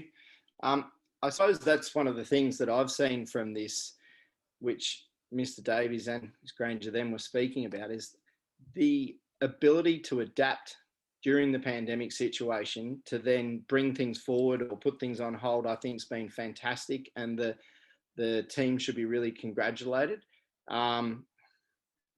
Businesses have obviously been very hard hit by this, sole traders and all the various different businesses across the Shire, and the looking out for Moyne, and we are all in this together, I think has been excellent from the Shire, and I think people should be really congratulated. And it's great to see, whilst, you know, you could say 88%, I think that's fantastic, but I think it even has a lot more meaning than it did prior to, you know, we're economic development, it's almost economic survival. And I think it's the work that's been done and will be done is crucial to the survival of so many businesses. So I really congratulate everyone that's on the committee, but also the council staff. I think the ability to adapt and overcome has been phenomenal. So really want to congratulate everyone on that. Thank you. Yes, Councillor Lockett. Councillor Ryan. Thank you, Mr. Mayor. Following on from Councillor Lockett, and I fully endorse his comments. Council is Moyne Shire is very fortuitous that this committee was established over 12 months ago. As we realised at the start of the year, moving into COVID,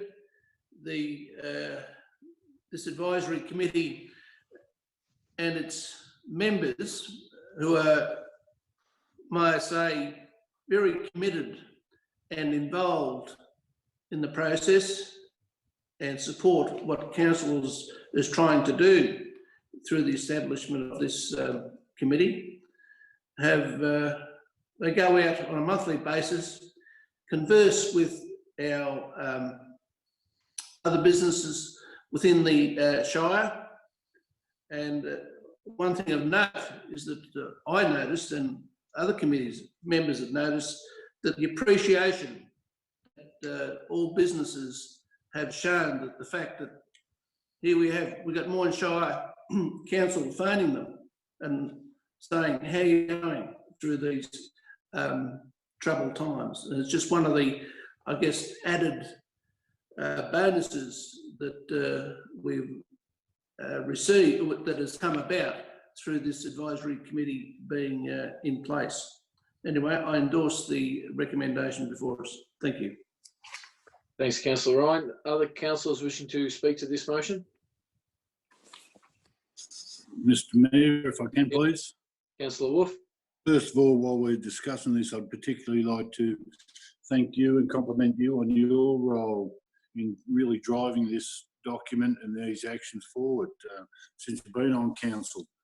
When this document was first presented to us, I had concerns about the number of actions to be implemented in year one. We can all think we can achieve a hell of a lot, but a lot of hurdles in the way and so forth. But council allocated $150,000. 11% of the actions were not started, and that's not a criticism of all. 40% are in progress and 48% are completed. There were 12 objectives, 24 priority actions have been completed and 60 tasks. So I think it's an amazing achievement by it, and it's for the benefit of the entire community to get businesses up and strong and so forth. I think it's a great report, great effort by staff and council, and the willingness of the business communities to get involved in it. Everyone wins, so well done to everyone. Thank you. Thanks, Councillor Wolf. Any other councillors wishing to speak to the motion? Councillor Smith. You're on mute, Councillor Smith. pushed it again. Thank you, Mr. Mayor. Look, I'd just like to endorse what the other councillors have said, but I'd also like to we express thanks to the members of the committee that from outside the Greater Boyne community that on it. They've done a great job in helping guide this through. So I'd just like to pass on my thanks and probably the council's thanks to the other members of the committee. Thank you.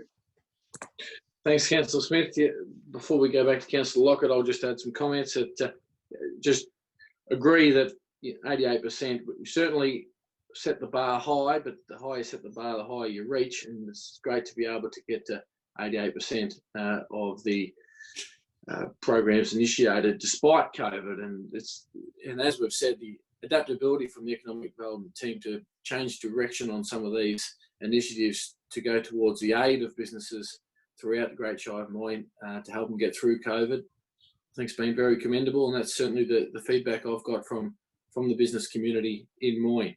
Of course, you know, we're still at year one. It's a 4-year action plan, so at early stages, and I think coming into the coming years, we'll be certainly seeing some real results, and things like the Great South Coast Economic Futures only adds to this document. And just lastly, yeah, I'd like to thank those members who contribute their time to the Economic Development Advisory Committee, which helps steer this strategy and keeps in touch with our business community, which of course is more important than ever as we get through COVID. Thank you very much, and we'll go back to Councillor Lockett as a mover. Thank you, Mr. Mayor. I agree with all the comments from councillors thus far. A fantastic rollout, and congratulations to all the committee and the staff on work on such a great effort. Thank you. Okay, councillors, we'll ask now to vote on item 7. All those in favour? Carried 7-0. Moving on to item 8, Koroit Structure Plan submissions and adoption of plan, presented by Director of Economic Development, Mr. Davis. Thank you. Thank you, Mayor. The Koroit Structure Plan will provide a long-term future land use and development framework for at least the next 15 years. This is the combination of significant consultation, firstly through a background report and then the preparation of this draft structure plan. There are 7 recommendations before the council, which is a stepped approach to take this through to its next step. To give effect to the Koroit Structure Plan, once adopted, a planning scheme amendment will be required to modify the planning policy framework to endorse and adopt the recommendations of the structure plan and introduce the plan as a background document to the scheme to effectively guide future land use and development. 43 submissions were received, 33 were supportive or supportive conditional to requested changes. Changes to the plan have been outlined throughout the report. Councillors will now note that the structure plan attached to the council agenda is dated September 2020, and the most up-to-date plan is on page 15 of 48 in those attachments. A number of submissions have sought to have their land rezoned or have the ability to subdivide land outside the proposed settlement boundaries. These submissions have not been supported. It is important to note that the estimated existing or infill land supply is approximately 246 lots, which includes the recent King Street subdivision. The structure plan contemplates that within the settlement boundary has a future growth area of around 69 hectares. Assuming a slightly higher growth rate, the quantum of land available is well in excess of the 15 years supply required by the planning scheme. Thereby, there's no strategic or justifiable case for further land to be included at this stage. Council is awaiting the finalisation of the industrial land supply, which is due later this month, and officers will apply any changes as a result of this work. These changes would ultimately be reflected in the structure plan that would be publicly exhibited prior to any amendment process. It is recommended that Council adopt the Koroit Structure Plan and seek authorisation from the Minister for Planning to prepare and exhibit the amendment to the Moyne Planning Scheme to implement the plan. Some of the changes to the plan relate to urban growth, settlement and housing, natural environment, economic development, transport, and the like. They are detailed through pages 42 to 46 of the report. Council, I commend the report to you for discussion and recommend approval as per the 7 recommendations. Thanks, Mr. Davis. Okay, councillors, this has been on our books for some time through workshops and public submissions, etc. However, are there any further questions for Mr. Davis before we seek a mover? Councillor Ryan. Thanks, Mr. Mayor. Mr. Davis, for the benefit of submitters whose submissions were not accepted and have not been included in the plan before us today, what recourse or what steps can they take in the future to have their submissions recognised and included? Through you, Mayor. So once if the report gets adopted at this council meeting, officers then work with the department to receive authorisation. Authorisation gets received, we would anticipate, during the course of this year, which would allow us to commence a planning scheme amendment where the September 2020 report goes on exhibition, and that is the further recourse for those submitters, Councillor Ryan, to then take their view to an independent panel. Thank you, Mr. Davis. Any further questions for Mr. Davis? Councillor Dukas. Yeah, thank you. Mr. Davis, once it goes to panel, the panel will make a report, say to include or exclude. What can the council do then if we don't agree with the panel? If we go to the panel with a submitter and say we would like that included, and the panel says no, what recourse is there? Okay, through you, Mayor.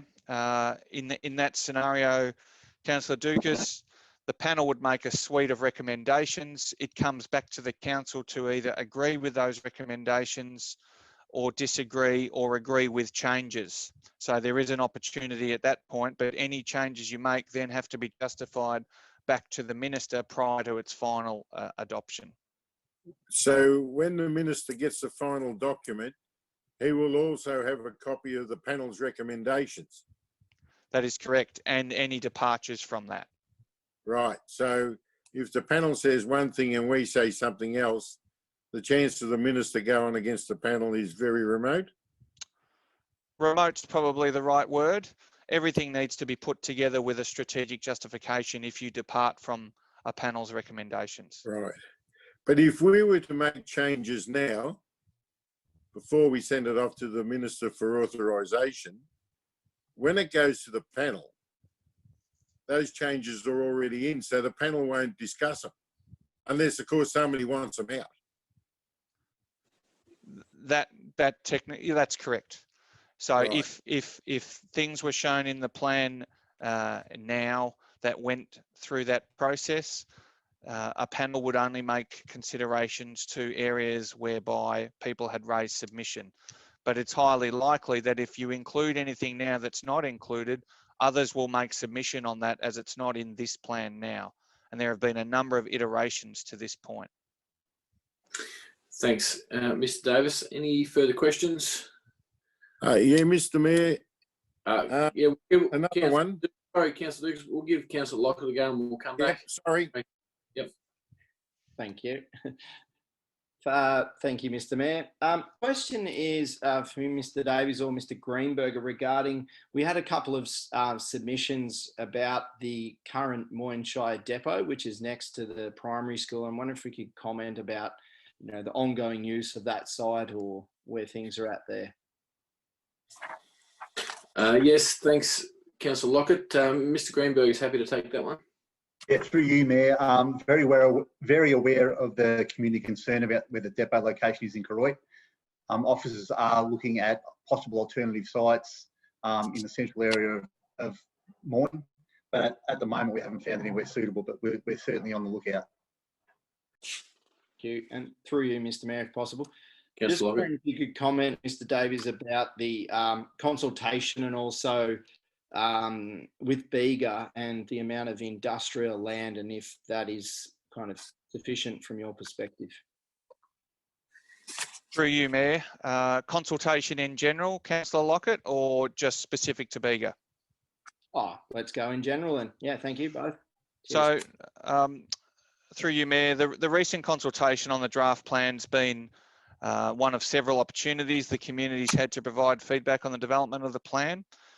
The suite of that consultation's outlined in 46 and 47 on our council report, but effectively there have been drop-in sessions, there have been one-on-one sessions, there have been meetings held with the key stakeholders, including Bega, where Bega have also presented to council.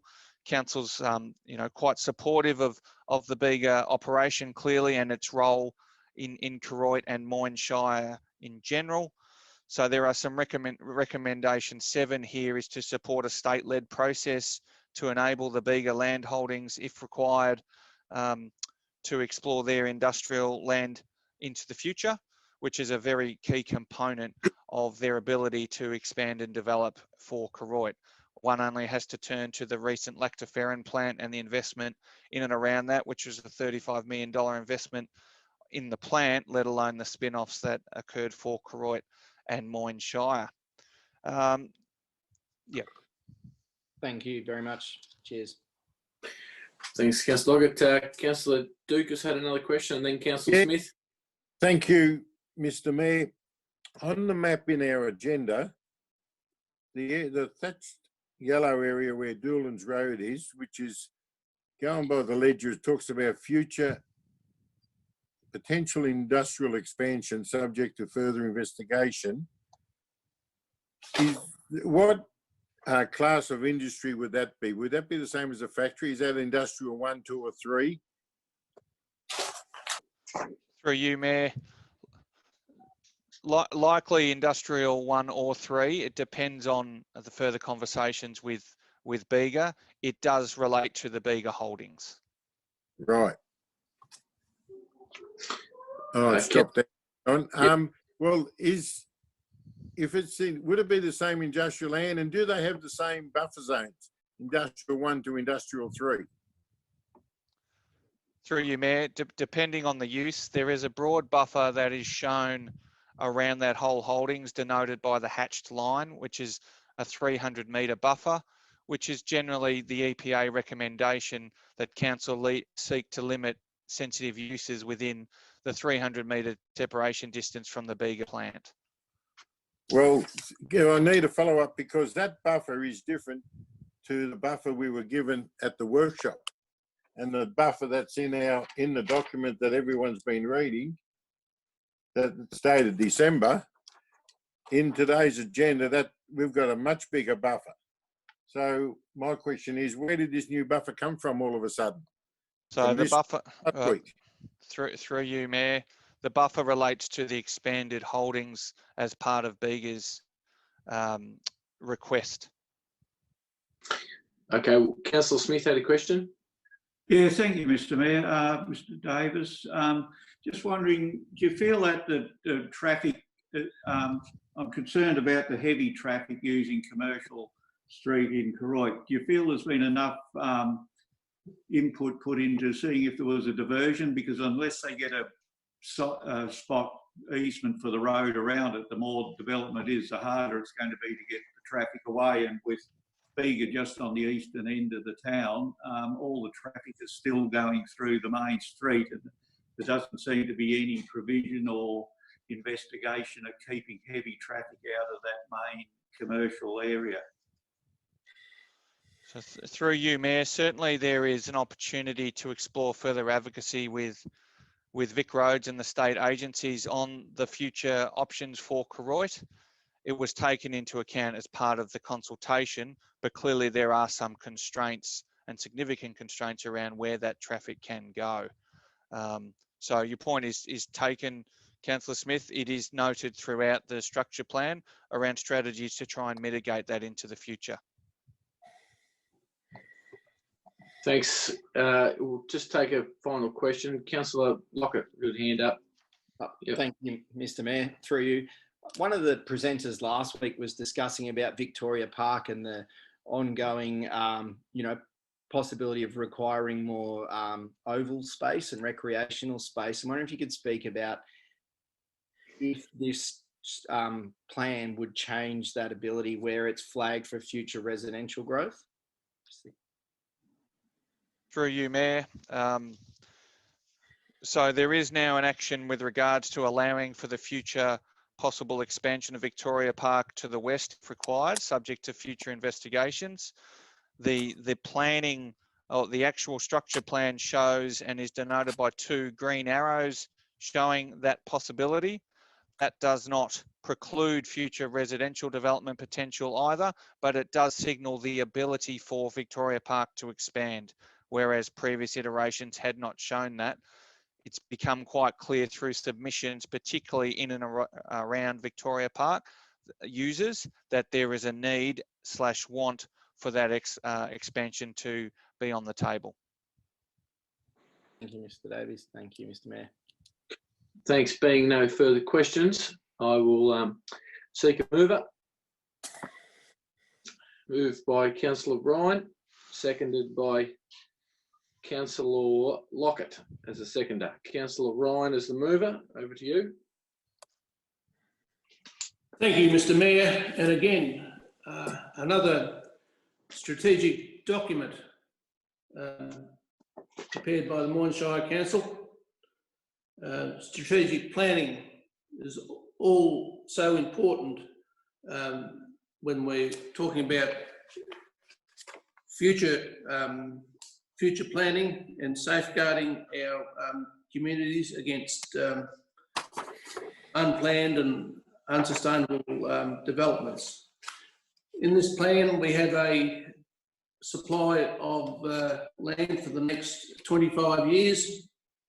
And importantly, and I'll just touch on it briefly, the point number 4, the future planning for the expansion of Victoria Park to the west. As outlined by Mr. Davis before, there is a pathway for submitters whose submissions weren't accepted in this plan, and they will have an opportunity later on in the process. However, at this stage, they are unable to be accommodated in this current plan. Commend the motion to my fellow councillors. Thank you, Mr. Mayor. Thanks, Councillor Ryan. Councillor Lockett as a seconder. Thank you, Mr. Mayor. I'll reserve my right. Thank you. Thanks, Councillor Lockett. Any other councillors wishing to speak to this motion? Councillor Dukas. Yeah, thank you, Mr. Mayor. No, I'm not satisfied that we've done enough on this in this plan, and I won't be supporting it. I've noticed that today we've got a new buffer zone that encompasses some of the land that was future residential. It's now gone. I don't know what they're going to call it if it's inside the buffer zone. Nothing. Doesn't have a title. I mean, we've spoken to some of the residents in Koroit that have issues with small parcels of land that are primed for residential development.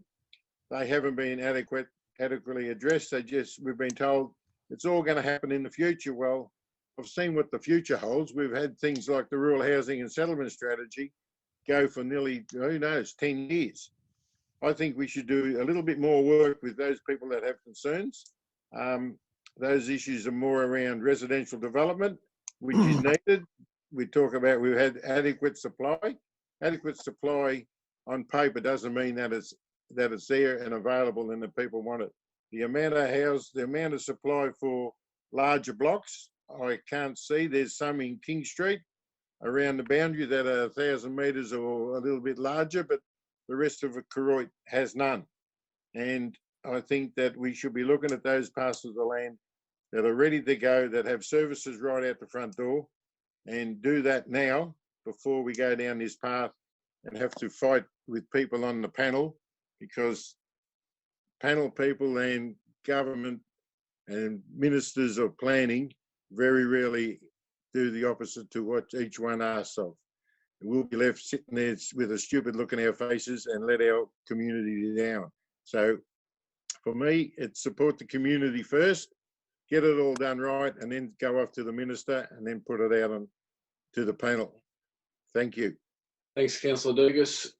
Councillor Wolf. Thank you, Mr. Mayor. Look, I'll be supporting this recommendation and seek support of other councillors. And what I will refer to is the process. The consultation that has taken place has been extensive, and I commend the staff for that. And we've heard today the further opportunities for people to address the issue and put their case forward if they have one. Now, it's an extensive report. It covers a wide area. It covers all aspects of life, lifestyle, work style, and so forth. And of course, you're going to get people that aren't happy that they haven't got their bit or a subdivision for themselves. But we have catered for 15 years and beyond in this report for residential. We've catered for the industrial part. We've catered for lifestyle. We've catered for the sporting facilities with Victoria Park. So let's not put this on hold. We've been through the process, which is a good process. There are further opportunities for people that feel aggrieved by it. And if they have got a genuine, reasonable case, I'm sure the panel will consider it. And then it comes back to us, and then it goes to the minister. So they get about 4 or 5 bites at the cherry. So far, we're rolling along very, very well. So that's why I will be supporting this recommendation. Thank you. Thanks, Councillor Wolf.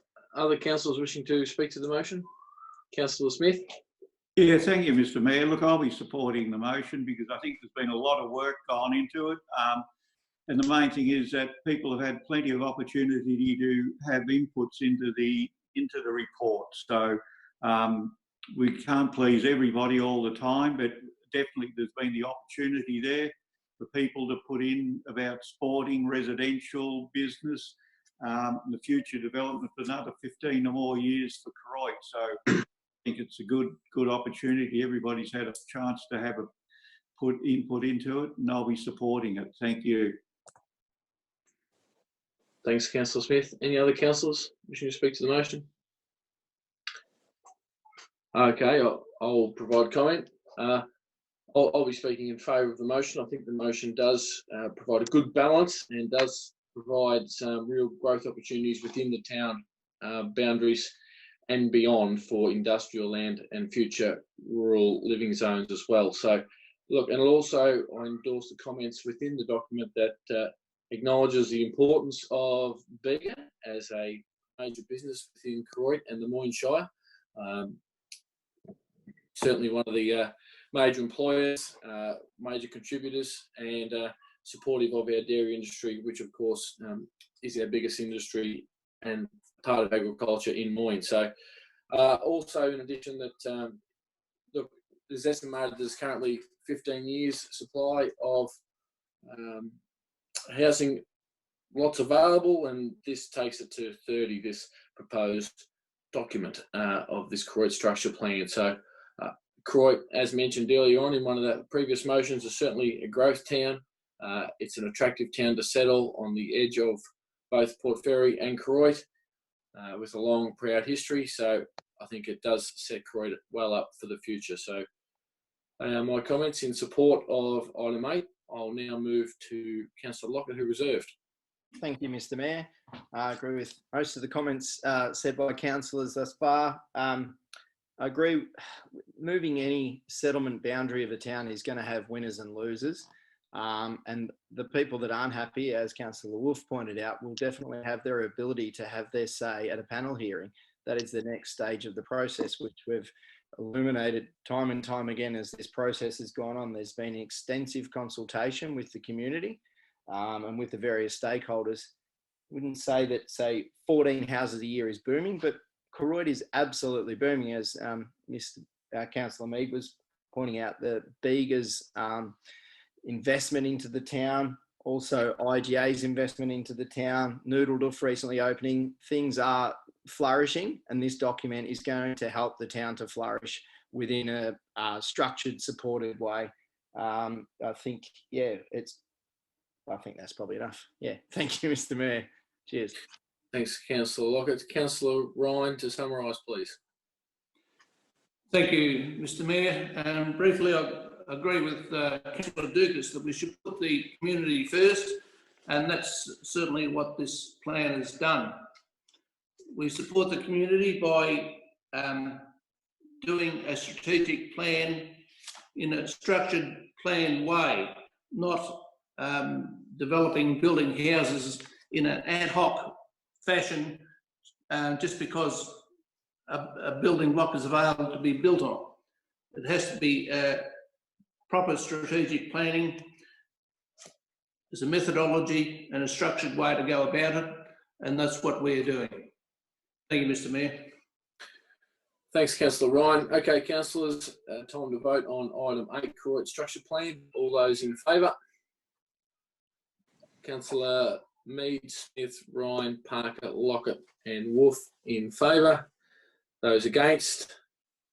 Councillor Dukas against. The motion is carried 6-1.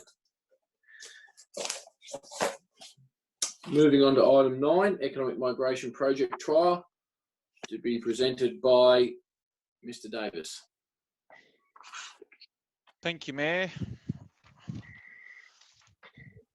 Just bear with me. So the recommendation for this report is that Council agree in principle to participate in an economic migration trial during 2021 and refer the project to the 21-22 budget. The economic migration pilot is, or was, I should say, implemented in Southern Grampian Shire and Glenelg Shires during the 2018-19 years and has been completed and evaluated. Council has previously discussed Moyne's role in stage 2 with this team, the project team on that, to commence in 2021. The pilot aimed to support a small number of families, and in this case it was Africa, but it doesn't necessarily mean that it's Africa in the next phase. It'll be up for an expression of interest type process, and those families to relocate to the Great South Coast.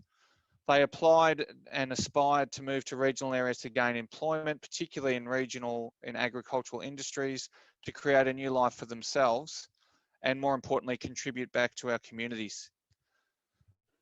For Council to successfully implement the migration trial, it would need to secure additional resources to research Moyne's labour market and housing availability, coordinate the identification and consultation with Moyne communities, look for partnerships and funding opportunity, and be best suited to the program to implement the economic migration trial.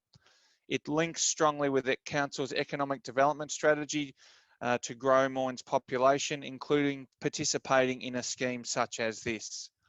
Project officer costs have been nominally put forward in the report, rounding it up, let's say 95 to 100K.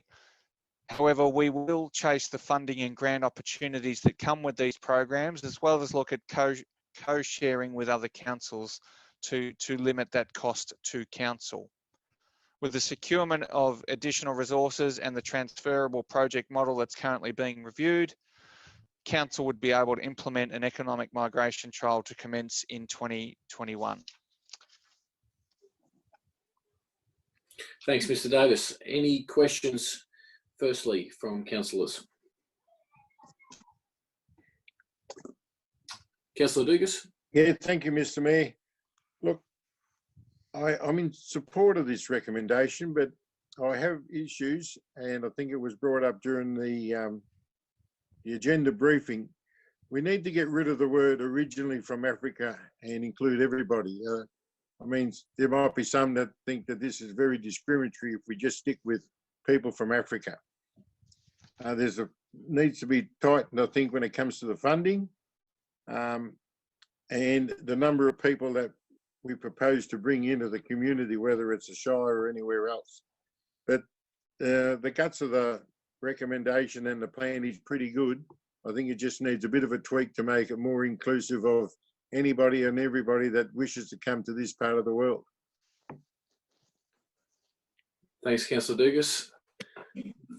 Was that a clarification, Mr Mayor, or was Councillor Dukas moving the motion? Mr Davis, I just Thanks, Councillor Wolf. So Mr Davis had mentioned previously that wasn't limited to any particular area of origin. No, Yep, Mr Davis. Through you, Mayor. No, certainly not. Why Africa is mentioned in this case is because that's where the pilot scheme was trialled, and it was that was taken basically from the previous briefing that we'd had from the Great South Coast Leadership Migration presentation. But certainly, if I take you to the discussion, the key findings talk about the principles in which we would be aiming to support this going forward. There's certainly been discussion with regards to the amount of families and that target as well. All of that is up for discussion. It's more at this stage seeking Council's in principle support to take the program forward to develop it. Thanks, Mr Davis. Any further questions before we seek a mover? Okay, we'll seek a mover for the motion, please. Councillor Ryan has moved, seconded by Councillor Lockett. Councillor Ryan. Thank you, Mr Mayor. May I say this is an exciting opportunity for Moyne Shire Council to get involved in this program. First, I'd like to just highlight to councillors what the recommendation is. The council agree in principle to participate in this economic migration trial during 2021 and refer the project to the 2021-22 budget. So it's not this council that will determine whether we have sufficient funds to participate, but it will be next year's council that will make that determination. In any case, as outlined by Mr Davis, there are funding and grant opportunities that will assist us in raising the $91,000, and also the opportunity of being involved in neighbouring councils in this project. I've seen a number, as we all have, a number of presentations in relation to this economic migration program from Hamilton, and we've seen the African migrants who have actually have come from Melbourne to live in the Southern Grampians area. They've originated from a location in country in the rural area of Africa and moved to Melbourne, and they've sought to again live in a rural area in Australia, in Victoria. As I said, it's a great opportunity. The benefits, be cultural, economic, are many. And it's I commend the motion to my fellow councillors. Thank you. Thanks, Councillor Ryan. Councillor Lockett, second. Thank you, Mr Mayor. I'll reserve my right. Thank you. Councillor Lockett. Any other councillors wishing to speak to the motion? Councillor Parker. Thank you, Mayor. I'll speak in favour of the motion because it is that council agreed in principle. But I'm also aware that a lot needs to be done at this point in time to make sure that it is successful. It would be a tragedy to bring people into our area and have them feel isolated and the project fail.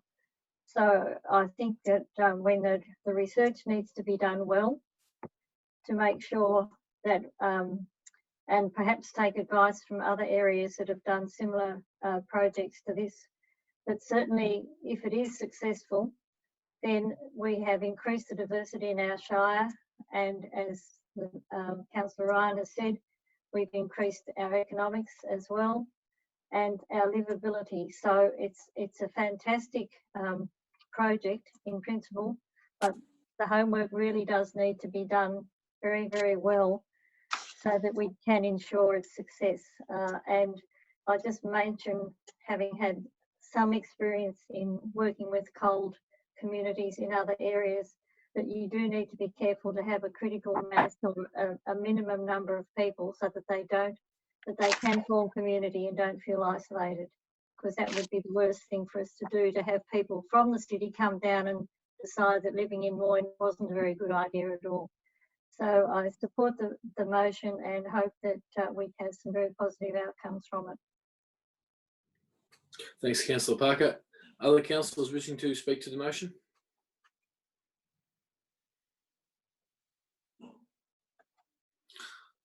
Okay, I'll make comment before we go back to the Councillor Lockett.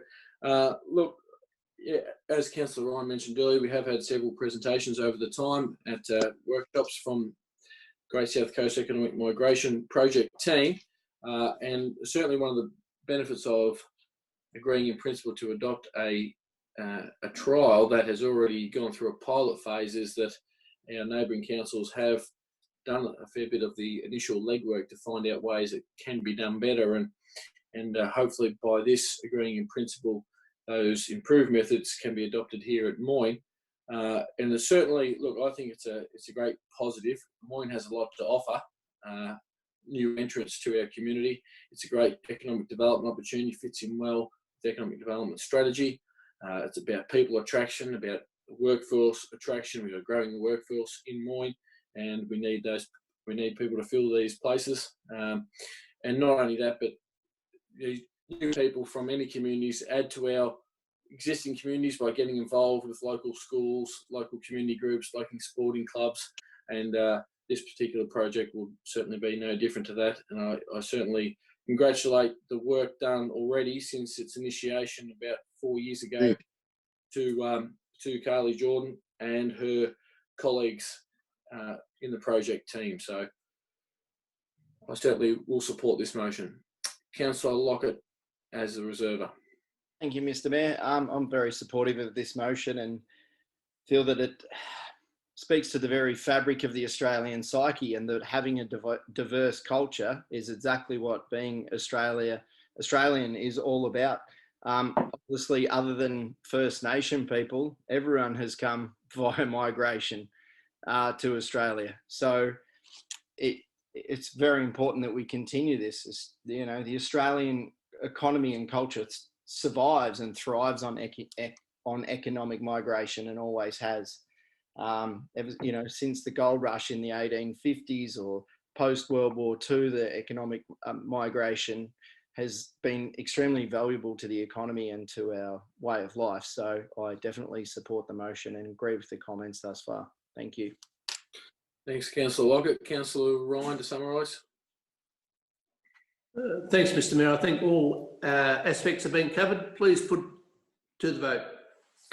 Councillors asking now to vote on item 9, Economic Migration Project Trial. All those in favour? Motion is carried 7-0. Can be a bit blurry on the screen sometimes to see the voting. It's all. The motion is carried 7-0. Thank you. Moving on to item 10, National Wind Farm Commissioner 2019 Annual Report for information to be presented by, just to clarify, is it presented by Mr. Davis or Ms. Granger? Ms. Granger, thanks. Thank you, Mayor. Council had a presentation in July from the National Wind Farm Commissioner about his findings and his 2019 annual report. The annual report hasn't been released by the federal government yet, but he has provided to council and on his website his observations and key recommendations.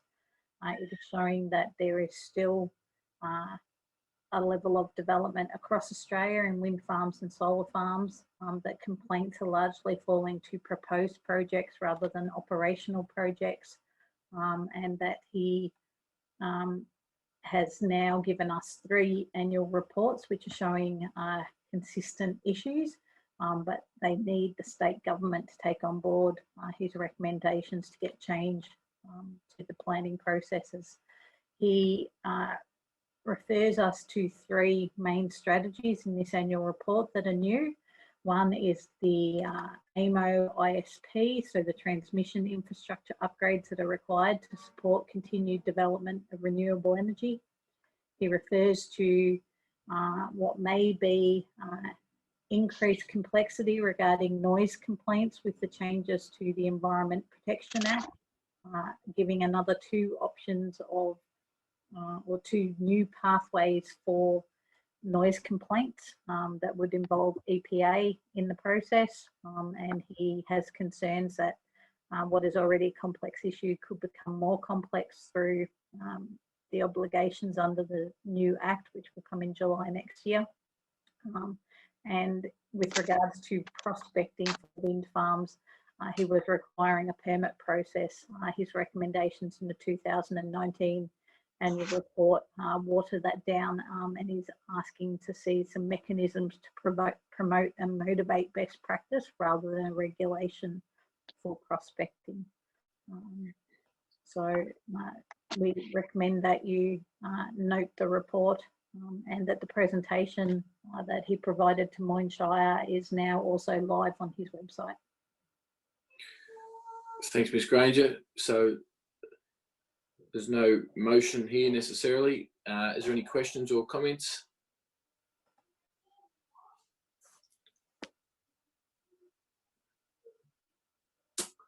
Yes, Councillor Ryan.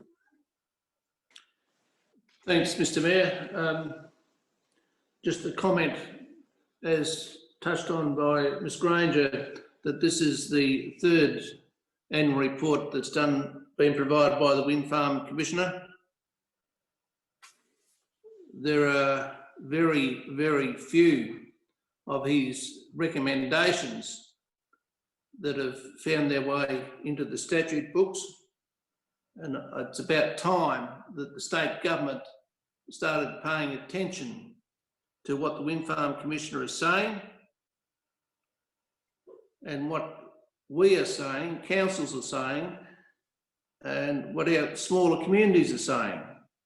His recommendations are a result of him talking to the communities, finding out what is wrong with the wind farm development on the ground. There's no point having a wind farm commissioner if they're not going to listen to what he's saying. Thanks, Mr. Mayor. Thanks, Councillor Ryan. Any other? Yes, Councillor Smith. Yeah, thank you, Mr. Mayor. Look, I think just he raised the AEMO issue, and I think just recently we've seen that the connection into the grids in our immediate district out here, and also further to what Councillor Ryan said, we've got a National Wind Farm Commissioner, and the state government, we saw in the 2 letters we received back regarding Hawkesdale that even though the Wind Farm Commissioner may recommend something, it just seems to go straight over the heads of our state government people that give the permits for the wind farms. So I just often wonder how much traction the Wind Farm Commissioner does get when it comes into actually planning and developing these wind farms. Thank you. Thanks, Councillor Smith. Any other comments?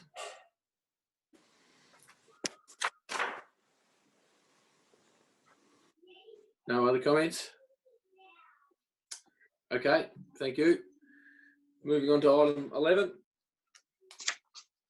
We've dealt with item 11. Item 12, Assemblies of Councillors. Any questions on Assemblies of Councillors or any comments from Mr. Millard firstly? Thanks, Mayor. No, procedural, thank you. Any questions?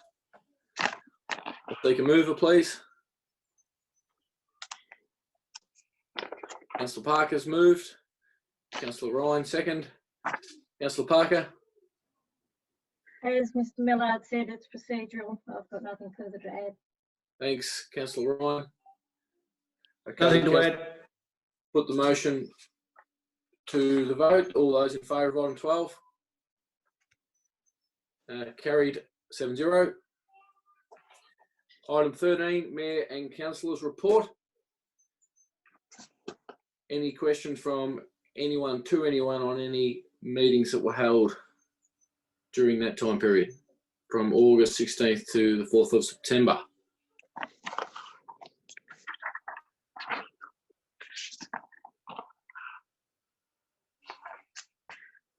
Okay, moving on.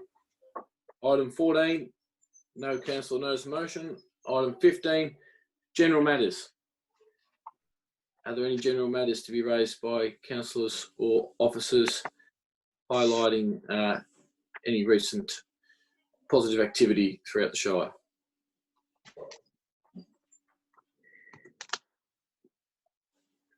General matters. Okay, no general matters. Item 16, urgent business. No urgent business. Item 17, CEO meeting schedule and activities report. Mr. Miller. Thank you, Mayor. A number of meetings listed there, and I'm happy to take questions on any of those. I think just in presenting the CEO activities report, a couple of things I would mention in relation to the changes around restrictions, state government around travel and so on. Our officers through our COVID control group are working through those at the moment, and we want to be as prepared as we can to assist business in the changes as they are implemented from Thursday. So I would encourage anyone who's online or engaging with businesses to definitely keep an eye on our socials and also make contact with our business development unit if we can support them in any way. I think the report shows we're making very good progress on projects through Mr. Greenberger's area, and I would also note just in the end of year wrap up, we had our final meeting for the year of the Audit Risk Committee this past week, and the end of year financials and the work that the team in Kevin's area, Mr. Ledden's area, goes through at end of year has been first class. So happy to take any questions, Mayor, on any of the matters raised. Thank you, Mr. Miller. Are there any questions from the meeting schedule or activities report?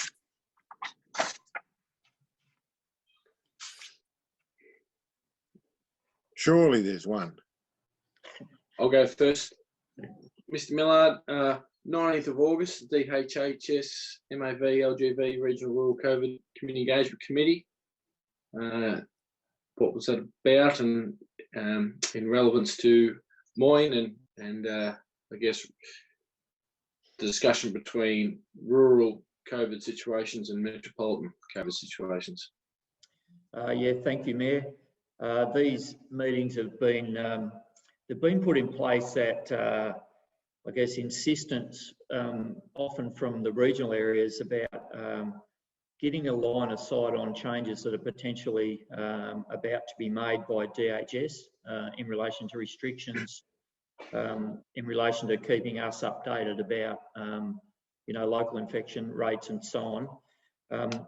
So those meetings generally been held each week or each couple of weeks. Very senior people in DHHS and basically talking to CEOs across the state, both metropolitan and rural, and also the council's representative groups, the MAV and Local Government Victoria. So really just trying to keep councils up to date on the changes that are planned or are implemented. Thanks, Mr. Millard. Any Councillor Lockett? Just to clarify, are we speaking about CEO activities report as well as the meetings? Yes, all in together. Thank you. I've got a question then. Thank you. Through you, Mr. Mayor. Just regarding strategic planning, economic development and planning, page 31, the C69 and what's progressing or not progressing there. Just a bit of an update for people might be helpful if possible. Through you, Mayor, perhaps Mr. Davis might give us the latest on that one. Mr. Davis. Thanks, Mayor.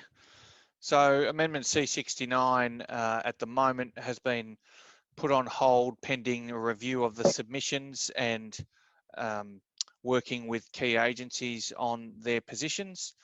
All affected submitters were notified of this fact.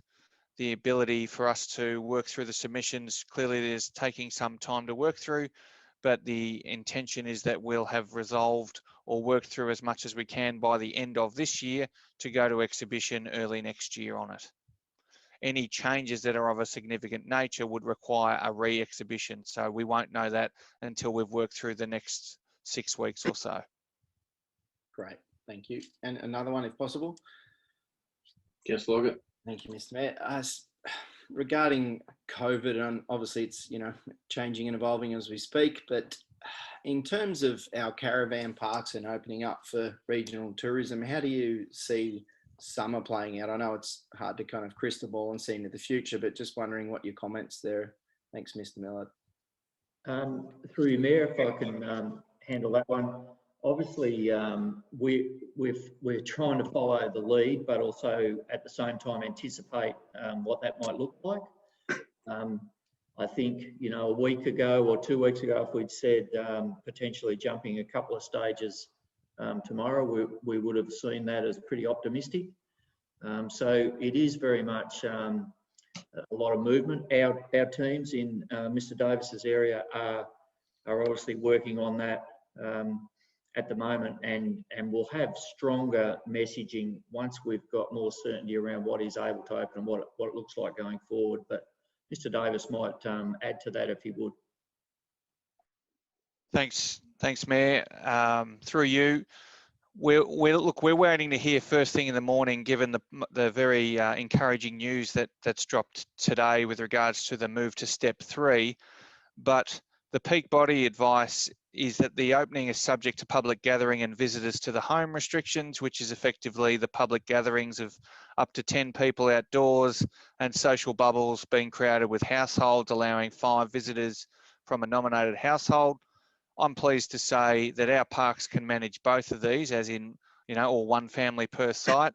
There won't be sharing of sites with tents, only one family unit per cabin and the like.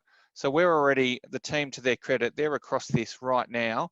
And I can assure you the phones have been running hot this afternoon with that announcement.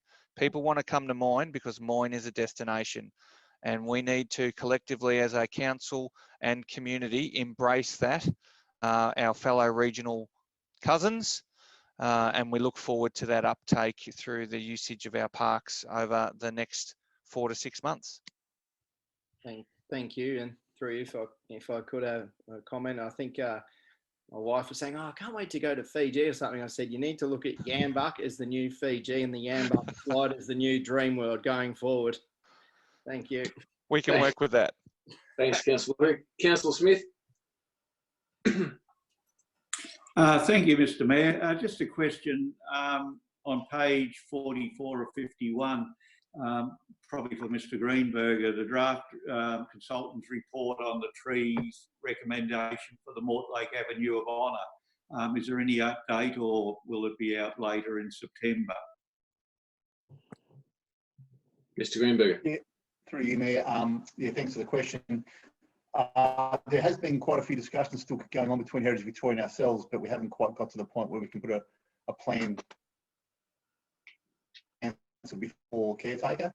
So I hope that we will be putting a report to council very early on in the next council term. Thanks, Mr. Greenberger. Any other questions from, yes, Councillor Dugas? Thank you.